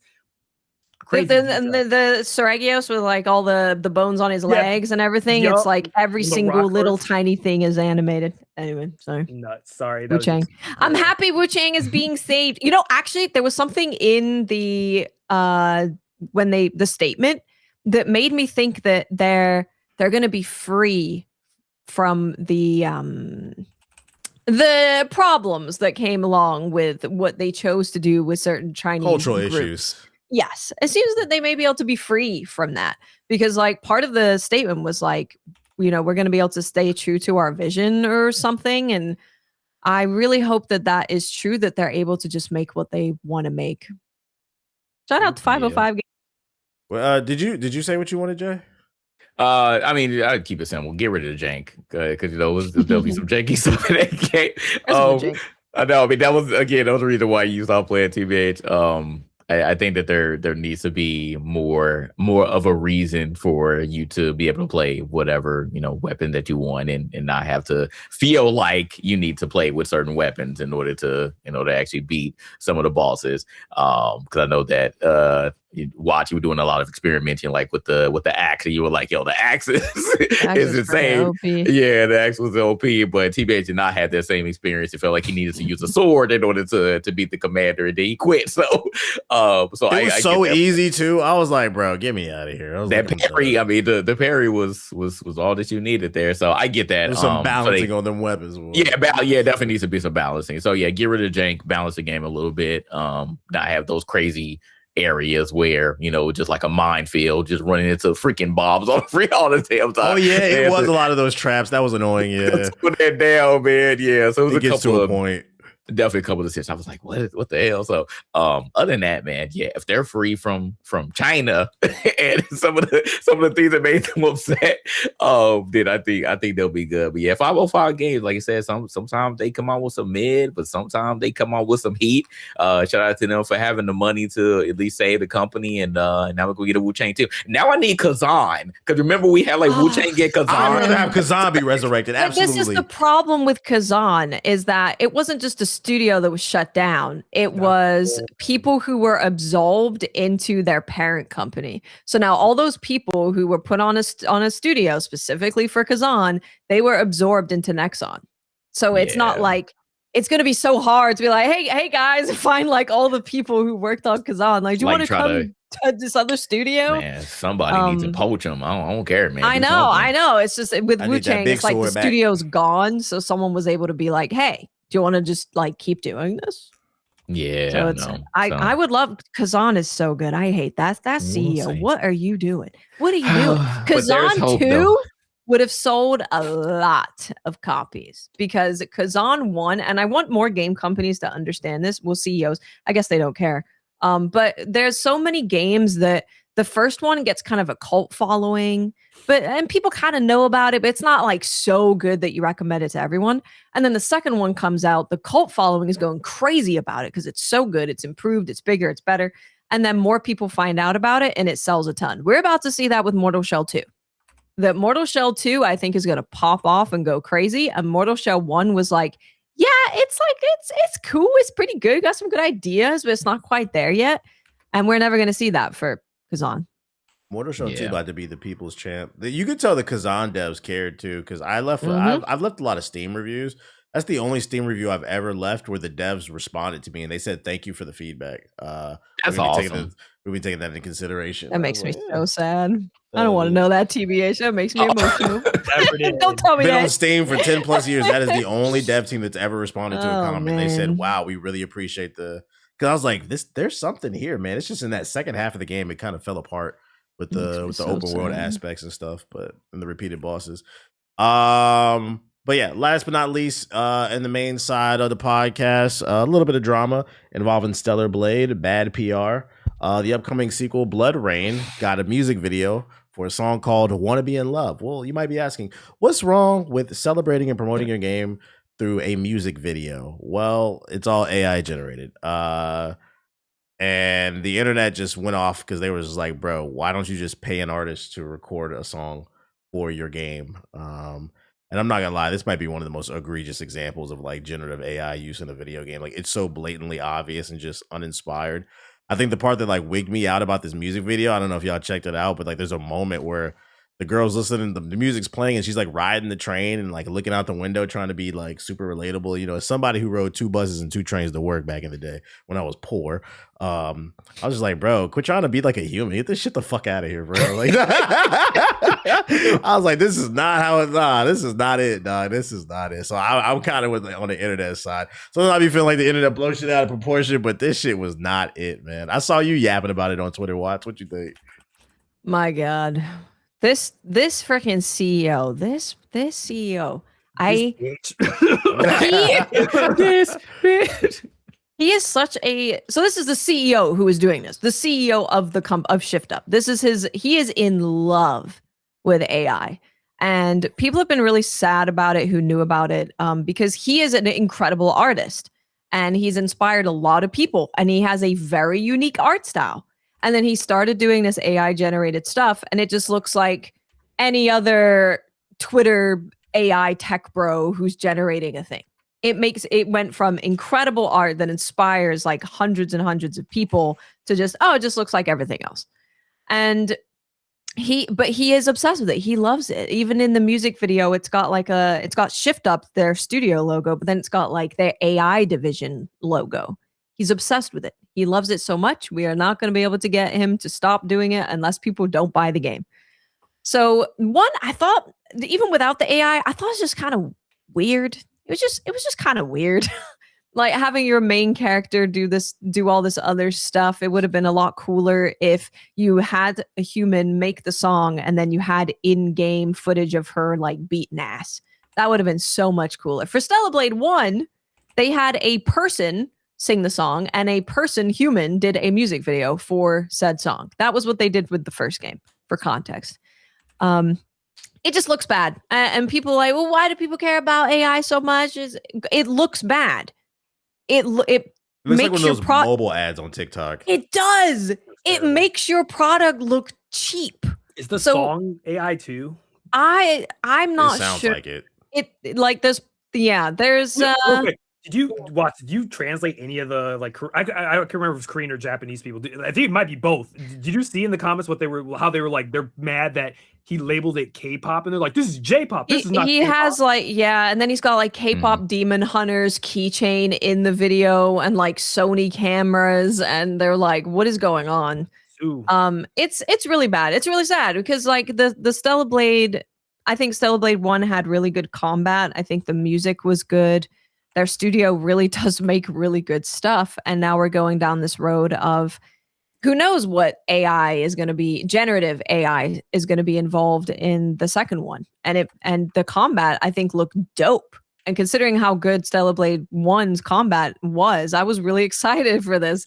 But the CEO doing this, I mean, it just makes your product look cheap and it makes it look bad. That's why I don't like it. It just any dude on Twitter could use Grok and generate something that looks very similar. Mm-hmm. Top comment is your RAM prices just went up watching this video. People are not happy about it. I mean, unless you want your audience just to be those like Twitter AI bros, then I don't think it's a good idea. Some people are trying to warn him too. Like I think some of the like Korean like fans of the game are like, "Hey, I don't think you know this. Like we're cool with it. We don't care." But the West gamers hate this type of stuff. You should not. This is not a good idea. And you just look at the quote tweets, and it's just slander. It's straight up slander on them. Like they are not fucking with him all. The question is, which I think is real, because now, unfortunately, this is what's going to happen. I'm calling it now, and I've already seen it starting right now. It's going to be a culture war issue. Marking because this was like the culture wars, like big, like see people care stuff like that. So they hosted it up. So now they have to move the goalpost now to also defending AI. Now they got to say no one cares about AI. If the game's good, no one cares if they're doing generative AI. Watch. So now it's going to be another push. So the first time was like, well, it needs to sell a lot to prove that these non-woke games are better than everything else is dropping, and now they got to push it. Now they got to push the agenda to be like, oh, nobody cares about Gen AI. So it's gonna be nasty. I'm telling you now. Like I feel bad for anybody who's a fan of Stella BBL. Like I'm a fan of Stella. Yeah, I can't. I have like watch. I know it's got to be some conflict. It's got to be some Kendrick Lamar like screaming and stuff. Not the villain arc. Yeah, like, dude, the biggest Stella Blade fan account has been going on and on and on about how much they do. What do you do if you see the gameplay and you just see like it's just blatant, like they're just using Gen AI for like the environments and some character designs? Like what if it's I think you can't support it, right? You can't buy it. I think it'll be easy not to support it, especially depending on when it comes out. They better hope the window's wide open and there's nothing to play, because that'll be an easy skip if that's the case. Mm. I that is a game I'm looking forward to, because if this starts to leak into, which I'm already under the belief, because I think they said even with the original trailer, they said they were using Gen AI for that trailer too, like in like environment. People thought they were for the environment, yeah. Yeah, there were like people pointing stuff out. So if they're willing to do that for the reveal trailer, if they equate that, which I'm gonna just assume too, it's probably in their game design pipelines too. Mm-hmm. So if that final result comes out, y'all thought it was bad when Eurogamer and the rest of them was slandering Arc Raiders for them voices. Boy, that game's review score is gonna tank. I promise you, it's gonna be. There's gonna be 5s, 4s. There's gonna be a 0s out of 10. They're gonna sink that Metacritic score, and then it's gonna be a whole gamer war about critics are hating, just like they try to defend Arc Raiders and stuff. So it's gonna be nasty work. I'm looking forward to it because I'm very curious to see if people are if it's gonna affect the bottom line. Because if it does, that's a big sign. That's a big like no. I hope that's a ripple to the rest of the industry. Like, okay, yeah, we should not be doing this shit. It's affecting our money. But if it doesn't and people just buy it and it sells more than the first game, then it's gonna be nasty work. It could go either way. Only time will tell. All right, ladies and gentlemen, time for the lightning round. I don't know if these topics are interesting or not. Add like a lightning, like somebody said that. I was like, I'll think about it. Like, McCree or something. Powell developers have responded to the mods. There's a lot of mods for it, but specifically they were asked about how they feel about the enhanced POW mods on the women in the game, and they said they don't give a fuck. POW World is about having fun. So if you've been seeing these POWs with they've been basically turning into furry porn, basically big titty POWs, they said that they're okay with it. Gooner Nation, you're up. Gooner Nation, we'll take over where Stellar Blade stopped. They said play the game how you want, and I'm gonna be honest, hey, they're not harming anybody, whatever, bro. It's not a competitive game. I think it's good PR for POW World. They're just laughing at this shit. Yeah, I think that's good. I feel like their entire policy is like, what would Nintendo do? Let's do the opposite of whatever. Hey, but look, that's a good strategy. That's a good strategy. A24 wrapped up filming for the Elden Ring movie, which makes me think we're probably going to see it in the next year and a half. I think they said 2028, right? For release date. Well, yeah, it's about a year and a half because we're halfway through. Yeah, a year and a half. What's the name? Any expectations for the movie? Ooh, I would really, really like them to tell a story within Elden Ring and not just go the route of being like, you're watching the Tarnished do stuff. Because there's so many stories in Elden Ring, and then you could make it a whole thing. You could make a ton of Elden Ring movies if you were like, we're going to tell the story of Marika, we're going to tell the story of Ronnie, we're going to tell the story of whatever. You could keep that going forever. So I hope that they do that rather than just this is a one shot of this is the Tarnished starting from the beginning and going to the end, because I think that's probably the least interesting way to do it. But I would understand why they do that because they're making it for the fans or whatever. But I think there's a more interesting way to do it. All I know is I'm going to be there day one with a Elden Ring popcorn bucket. Yeah, I would like to see them. I'd like to see them tell the story of when Radon the consort first decided to start kissing his ops. I think that'd be interesting. I hope they do it with what's the name of the manipulator? Mikola. I hope it's focused on that motherfucker. That's the deep. I love Elden Ring lore. Yeah, the lore is actually fire. I can't wait because the movie comes out. All the people who are like, "Oh, we ain't got no story," be like, whatever it is. Hey, when this movie comes out, we're gonna see a different level of LARPing. I always play Elden Ring, bro. Yeah, all right. They'll be like, I always need a story. They'll be like, hey, this is when blah blah blah blah blah, or they're not gonna understand. They didn't know anything, and they'll be like, oh, you know what's? Sorry, I'm gonna sidebar here because this is very annoying. So one thing that's really annoying me about this, like what's gonna happen with Elden Ring, and I think it's been happening with the Odyssey, is I am so sick of going on Twitter and seeing all these dumb people who have no reading comprehension tweeting, why did so-and-so do this in the movie? And everyone's like, I can't, like, is this bait? Or are you just like not comprehending what you're watching? I feel like it's the same thing. I'm like, oh my God, there really is a media literacy crisis right now. Cause it's just fun. It's just easy stuff. You should be able to just like, why'd he shoot blah, blah, blah. Oh, you like, were you not paying attention? And then somebody had a picture of that, the girl who's like on her Switch while she's watching something. And she's like playing on her phone, also watching the movie or whatever it is. Like that's how people I think watch movies nowadays. And I thought about it, I was like, yeah, that is so true. So yeah, I'm interested. It's gonna be a lot of LARPing for Elden Ring. A lot of LARPing. Is everybody and Timmy, real quick, tell me, how many people beat Elden Ring? Let's take a look real quick. Oh, you want to pull them stats up? Let me pull this thing up. What the millennia numbers looking like? Yeah, have we passed 40% of people beating millennia yet? 23.8% have become Elden Lords. Oh, 23. I guess that's actually kind of high for a Souls game, which is unfortunate.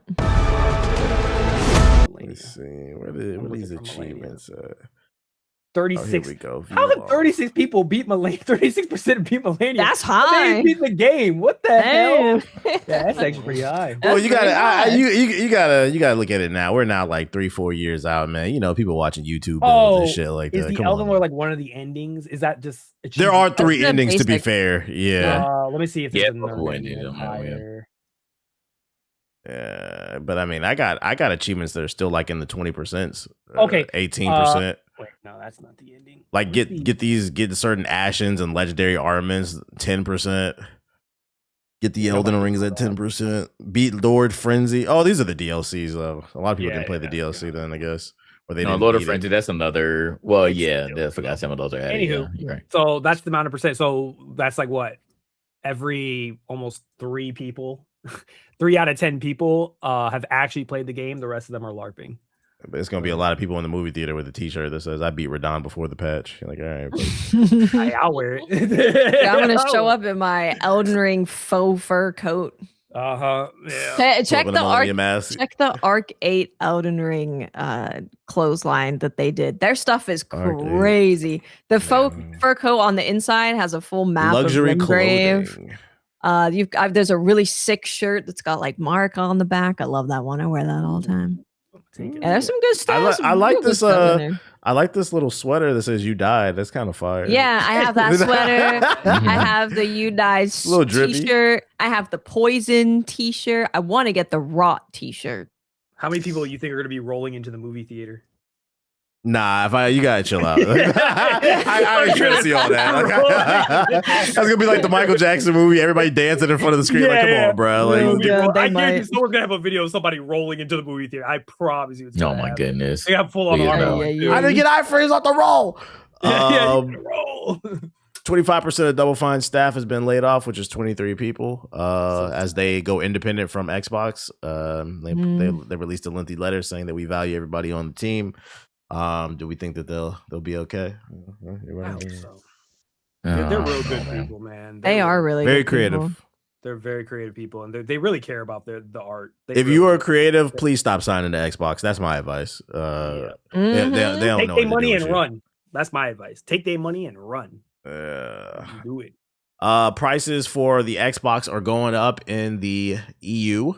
The Series X 1 terabyte is going to $800 or 800 euros. Yeah, which is basically on par with like what's going on over here in America. So all my bruvs out there, hang in there. Crazy Taxi, they revealed some new gameplay, Sega, as well as a beta test. It's gonna have some online game modes. Anybody get a chance to check that out? Anybody interested? We're all old here. We all play Crazy I Taxi. looked at it and I was like, damn, Densha Attack kind of is going to make you guys look bad, I think. Ooh, I didn't even think of that, but I agree now that you said it. Yeah. It looked kind of bare bones to me. I was like, It did look kind of bare. It might be something that maybe should have stayed in the past. I was like, I'm not really seeing anything to be excited about. This is a game that it depends on when it comes out for me to try it. Yeah. I do want to take a look at it. I might play the beta, so we'll see. Pragmata, it has sold 2.5 million copies just 3 months. Woo. 3 months in. Not bad. We're happy for that. We love to see. Also new added IPs to that. succeed. After that, they said it might be making another one. They might go all in on it. So it's really good news. They did. Let's hear Yeah, Pragmata they 2. said there could be a Pragmata 2. I mean, the way the first game ended, they better make another one. Absolutely. Yeah. I'm here for it. Capcom greenlit. The first game was fire. Naughty Dog's Intergalactic is targeting a 2027 release. According to Nate the Hate 2, which is a big leaker. He gets referenced a lot. Do we think that Naughty Dog will finally release a game before the end of the PS5's life cycle, or are they just going to ride this into the 6? Fuck no, baby. I hope so. Be nice to own this game before the disc no longer exists. True. That game Yeah, is not coming out on this, bro. You've been very negative, Ethos. You've been very negative today. It's true. I'll put money on it. I'll put $5 down. The next Naughty Dog game will not be on physical. I'll put $5 down on that. Do you think Naughty Dog fans would care? No. Yeah, I feel like they buy stuff. I feel like they care. I think the hardcore fans of Naughty Dog, I think they care because I know a lot of them love physical stuff for last one. Not Intergalactic. I don't think Intergalactic. A Naughty Dog fan, the hardcore fans, I think they'll want something physical. Yeah, those Naughty Dog could do no wrong. I mean, look how many remasters they released. Yeah, and they bought all of them. But we'll see. We'll see. If it's 2027, it's definitely gonna be Q4. You come on, look me in a straight face, JG. You really think that thing coming out in 2027? I said if. I don't think so. I think 2028, but ain't nobody. It's so close to 28. I just feel like they're gonna push it to the PS6 and make it a launch title. What's the name? In console war, the console war is not real news. The most played game or most best-selling game on the PS5 right now is Halo Campaign Evolved. Is anybody surprised? No. Every time, man. I don't know what it is. Them Sony ponies love Xbox games, man. I do not know what it is. How did beat up? I'm actually surprised they beat up Black Ops 2. How people were freaking buying that and beat up Black Ops 2, man. College football, Call of Duty, and then Black Flag Resync. But yeah, Halo's number one. Maybe there's a lot of people who just didn't play Halo, and maybe they're finally happy they get a chance. It just sucks they don't get the full experience because there's no multiplayer. It has to be, yeah. I heard it was pretty good. Yeah. 343 finally got one, but I mean, I would hope it's good because I mean, it's just a remake of the original game. I mean, they fucked up the Master Chief Collection, so this is true. This is true. Forgot about this shit. Man. I'm like, you got all the answers to the test and still got a 0. I don't know how. Open book failure, boy. Assassin's Creed Hex won't release for another year. Leakers claim. Anybody care? Yeah. I mean, it's so good. I don't know. Like the 1666 game is looking like it's what they wanted Hex to be. Until I see this game doesn't exist to me. Like I don't know. Yeah, I don't. I don't know if to be excited pretty or not. much. Yeah. I don't even. Yeah. I thought this was cool news. Orbitals, the game that Watts is super excited about. They are going to be doing the co-op buddy pass thing, just like It Takes Two and all their other games. So like if you buy a copy, you get another free copy to give to somebody. But what I thought was cool was it's not just supporting the Switch 2, it's supporting the Switch 1. So if you're on a Switch 2 and your friend's on a Switch 1, they'll be able to download an app and through the buddy pass with a code, you'll be able to play the game with your friend regardless of the platform. What I'm confused about from this article when I read it is it doesn't state how the game works. I don't know if you're streaming the game or if it's running natively. I don't know if anybody knows the answer to that, but I still thought it was a cool That gesture. is cool. Yeah, I think that's really nice. I think buddy passes for these kind of things are really important because it literally requires another person to play with. And then a lot of people, of course, you guys still don't have a Switch 2. So now I'm interested. I'm interested. So Watts, if you ain't got a buddy. I'm so down. All right. I'm so down. Freaking. My Switch 2. I saw him at Costco last week, but I just couldn't bring myself to spend $500. I was just like, this is just gonna sit there. I'm not gonna play them. That is pennies compared to all these other platforms. And that's a shame. It is pennies. I can't believe it. I can't believe I'm looking at it like, $500. It's not bad. That's a good deal. Right. Good deal. Super Mario Sunshine 2 is now on the Switch 2 thanks to the digital GameCube collection on Switch, which says to me that we will probably never get a physical release of Sunshine again. I just recently found out that the collection that they released on the Switch 1 that came with Mario Galaxy 1 and 2 and then Sunshine, they delisted that. You can't buy that no more. So you can only play if you don't have that on the Switch or the original GameCube version, this is the only way you're playing Sunshine. Here's another reminder. My digital's bad. Fun fact, if you do own a copy of the GameCube or the Switch version, hold on to that. The GameCube one is worth money, but that Switch one might be worth money eventually. Because I don't know what it is. They just will not release this series. Make a Sunshine 2. And then last but not least, this literally broke right before we started recording. Atreus will reportedly be recast for season 2 of the live action God of War series. Wait, Atreus too? Yup.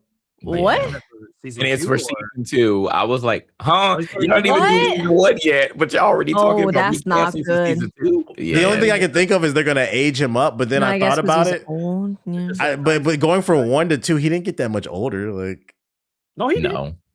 Not significantly. I feel like they need to do a whole recast. How long was it between 1 and 2? How long was the actual time gap? How much time passed between? Boy. It's just having 2 recasts and we haven't even seen it yet. It's like, haven't damn. seen a trailer, yeah. Feels bad. After that AI. Yeah, the age thing would make Atreus sense. ages from 11 to 14, so he goes up 3. All right, man, 3 years. Ooh, he looked the same to me in the fucking game, bro. Come on now. What do we do in any other movie or series? If you're gonna do like flashbacks and then come to the future, you usually just cast somebody else to do those scenes who's a little bit older or younger, and then do that. But it's 3 years. Literally, the same actor could do that. Just tape a beard on him and it'll be fine. He's still a boy regardless. I'm like, what do you expect? It seemed a little, I don't know, man. Between this and y'all having a recast Kratos, I don't know, man. When that screenshot first came out, that shot, I think they probably all looked at it as like, we need some excuse here to recast. I fear because Sony refuses to invest in new IPs that they're gonna fuck around and milk and destroy a lot of their IPs, and this being one of them. I mean, we know for a fact after Luffy, we got the other God of War coming out, and then we got the TV show. Like, I'm getting kind of not Uncharted, but Last of Us vibes here, where it's just like, okay, like how many more gods are we gonna kill? Like, can we do something? I like Kratos. Can we do something else too? Especially by the time the PS6 comes out, can we do something else? Well, that's all I got for you guys. You guys got anything for me? Any games you want to shout out? I got something. What you got? I played a game called Lunarium. This came out July 28th, so it's super new. Lunarium. It is an indie game. I think it's about 10 hours is what people are saying, but it is a action RPG. How you spell that? Lunarium. Luna. I think I found it. Yeah. Oh, wait, I lost it. There we go. It showed up in the pot. Oh, yeah, I think I seen you tweet about this game. It's a top-down action game. Yeah, top-down action game. It's got like really, really good combat. Like, it feels super responsive. Parries feel nice. When your skill tree starts opening up, you really start getting some really cool skills. You control the night girl, and that's who the main person that you're piloting. But then you have this other character who you can press buttons to have her shoot her bow, or she will empower your abilities and stuff like that. And I really like it. Like, the visuals are really, really nice. Combat feels good. Leveling up and progressing feels great. The game is literally like $16. I feel like you can't really go wrong. There's also a playtest if you want to request access for a playtest and try it out for free. But yeah, and there's the system that they have that I really liked is there's these capes that you can get, which do change the way your character looks, which is really important for me. So you get these capes that have different playstyles on them. It can be like, you do more damage, but you take more damage. It can be that you get health back whenever you use a certain skill, stuff like that. But then you can also get patches to put on the cape that add a bunch of different things as well to your build. And each cape will allow you to have a different amount of patches on them. So they're kind of balanced around how good is the cape versus how good are the patches that you can put on. And man, I think it's just a really cool little game. It's got very positive reviews on Steam, so somebody likes it. Yeah, it's I was playing it and I was like, I actually don't want to stop playing it. I think this is really good. Is this a Soulsy game? It's Soulsy. Mm-hmm. It looks like it's Soulsy. I would say it's kind of like Death's Door. If I could compare it to just one single game, I would compare it to Death's Door more than anything. Okay. Anybody else got anything else they want to shout out before we wrap it up? Banger. What you got for me? Yeah, I'm coming into you with something super hot. I didn't realize the dev followed me on Twitter, so shout outs to them. This is called Truck Coon is supporting me from another world. I played it. Wait. Oh, I found it already. This must be goofy. Truck Q is supporting me from another world. Coon. Yeah, so you like are isekai, right? Isekai? Yeah, you're an isekai. You're guy. an isekai enjoyer. Like isekai, like Black Clover. So this is effectively the joke of how a lot of people end up in the real world dying and ending up getting isekai. Is a truck comes out of nowhere and kills them. So they ran with that joke, and you are the actual truck that killed somebody and isekai them into a fantasy world. But this elf communicates with you from the fantasy world and says, "I need your help." So you drive around the city and you're running stuff over, and you're killing more things to put them into the fantasy world, so then she can use them to progress in the fantasy world. So it's like a really funny comedic game, and it's pretty funny. I've seen the trailer for it. I didn't get a chance to play it yet. The writing is pretty good, actually. Yeah, I think the writing is actually pretty good. I wanted to check this game out because, like, I just thought it was really cool how you had this like pixel kind of fantasy world at the bottom, and then you had your driving world that you're like playing as type of thing. Yeah, I thought I was like, that's pretty cool, actually. So I played it, and if you just want to play a game where you drive into things and hit a bunch of stuff with your car, but there's like an extra element to it with really good writing.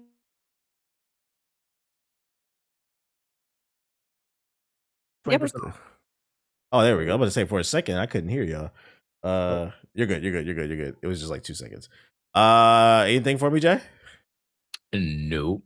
Jay don't play me. Cool. Facts. No. I don't. All right. Well, then, you got the floor. Ladies first. Closing statement for Game Illuminati episode 201. Watch. By the time you are watching it, the beast of reincarnation is upon us. I beckon ye to watch my stream. But it goes live at 5 p.m. Pacific on Monday, and that's for every platform. So shout out to them, because normally it comes around that time for Japanese games on Steam, but console normally has to wait. The game is on Game Pass if you're interested in checking it out on Game Pass, but we're going to be going hard on being a beast of reincarnation. I can't wait for this game. Update your drivers. Ethos Gaming statement for Game Illuminati episode 201. Thanks everybody for watching. I got good news. This week I finished the prototype for my new game, and it's exciting. I got one person to look at it, and they told me it was ass, so I am making changes to it. But I appreciate it. I need the critique, so I appreciate it. But I'll be showing more soon-ish. So I'm excited. Follow me on Instagram. Like, that's where I hide. That's where I leaking all the shit. That's where I be leaking it. JG, closing statement for episode 201. Go. Again, we are officially in Gameageddon. Get your wallets out, get ready, because it's gonna be a wild ride for all of us who play a lot of games, especially AAA games. Also on the sports side, the Dodgers need to be investigated. I'm tired of what's going on over there in baseball. We need to have a salary cap, because they're just waving their money around and getting all the good players. So I don't like that. I know that LA don't care, because obviously it's the Dodgers, y'all keep winning, so y'all are cool with it, but the rest of the league is not cool with it. Okay, y'all are doing what the Yankees have done for decades, but now y'all are doing it times 10. Y'all need to be investigated. Stop spending the money that y'all have, because it's like y'all got an infinite money glitch at this point. Detroit want to play like Ethos. You should be mad. They took your ace, bro. They keep taking up and coming players from their hometowns. Like, oh, you look good. Come over here. Oh, he ain't up and coming. He's like, well, not that guy. Yeah, that guy. Not Ohtani either. Not Ohtani. Not Freddie Freeman. None of them. Ain't none of them was up and coming. The curse is back, bro. The basketball team has collapsed. You heard what's happening with the Lions right now? No. Gibbs is not showing up to practice. We are in trouble, and our defense, half of our defense is still on injury reserve or not ready to go. So I'm going to be suffering this year. I don't think I'm going to have any happiness this year. So I'm going to be a real sad boy. Also, Jalen Duran hasn't resigned, by the way. So the Pistons are looking a little. Fuck him. That is not a person I want to hear getting signed. Speaking of MLB, real quick, did you guys see the Twitter account that posted my genuine reaction every time Iron Pineapple plays 9 Souls-like games I've never heard of? And it's a player like...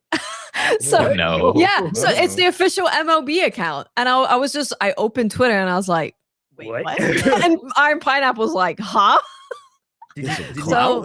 Yeah, I Yeah. don't know. It's just like some guy or whoever who's on the MLB accounts talking about Iron Pineapple. I was like, what is happening? I saw on Twitter I there love was this a face. Padres had a Persona night, and somebody walked in and said, "Why the fuck am I hearing Persona?" Persona's playing at The MLB has low key been doing a lot of anime Dude, they related weaving stuff. it up. I went to One Again. Piece night. I have a One Piece Mariners jersey. I They had a They heard, Naruto gone. night over here. I was like, Yeah, Naruto, yeah. The Yeah. Broncos are trying to do something with Uma Musume. This is of all the. Hell yeah. I heard they Yeah. gonna dive into it hardcore this year. This season. maybe I need to get a Dodgers hat. That's and how start they're LARPing. selling tickets, man. They're like, Yeah, you weave, yeah. Start LARPing like TBA says. You You can start get it. LARPing on this podcast with a Dodgers hat since I know you hate them. I just seen a tweet on the timeline that says Spider-Man, Michael Jackson, and PlayStation are what keep the lights on over at Sony. That is a fact, right? The three-headed monster. But my closing statement for Gaming Illuminati episode 201 is dear game devs, continue to support demo releases. I know you have to cut out a vertical slice of your game and upload that separately, but it's very important if you want to generate sales, especially if you're a new IP. And we now have the data that supports and says that a lot of people just do not like trying new games. So the easiest way to get them to try it is give a free sample. The reason I'm bringing this up is they just released the Mortal Shell 2 demo on console. I don't know if it was different from the one from PC, but I've seen a lot of people on social media and a lot of people in my chat was like, yo, this game wasn't even on my radar. This demo was fucking fire. I had one dude say, I'm addicted to this shit, bro.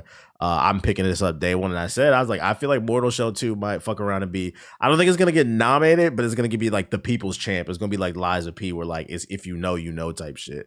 yeah. And that comes from putting out demos. So don't be afraid to put out a demo. If your shit is fire, we going to buy it. Other than that, we appreciate everybody coming through to the Game Illuminati podcast. Rate the show 5 stars on Apple and Spotify. Hit the like button as well as the hype button on YouTube. And if you made it this far into the podcast, leave a comment at youtube.com/GI updates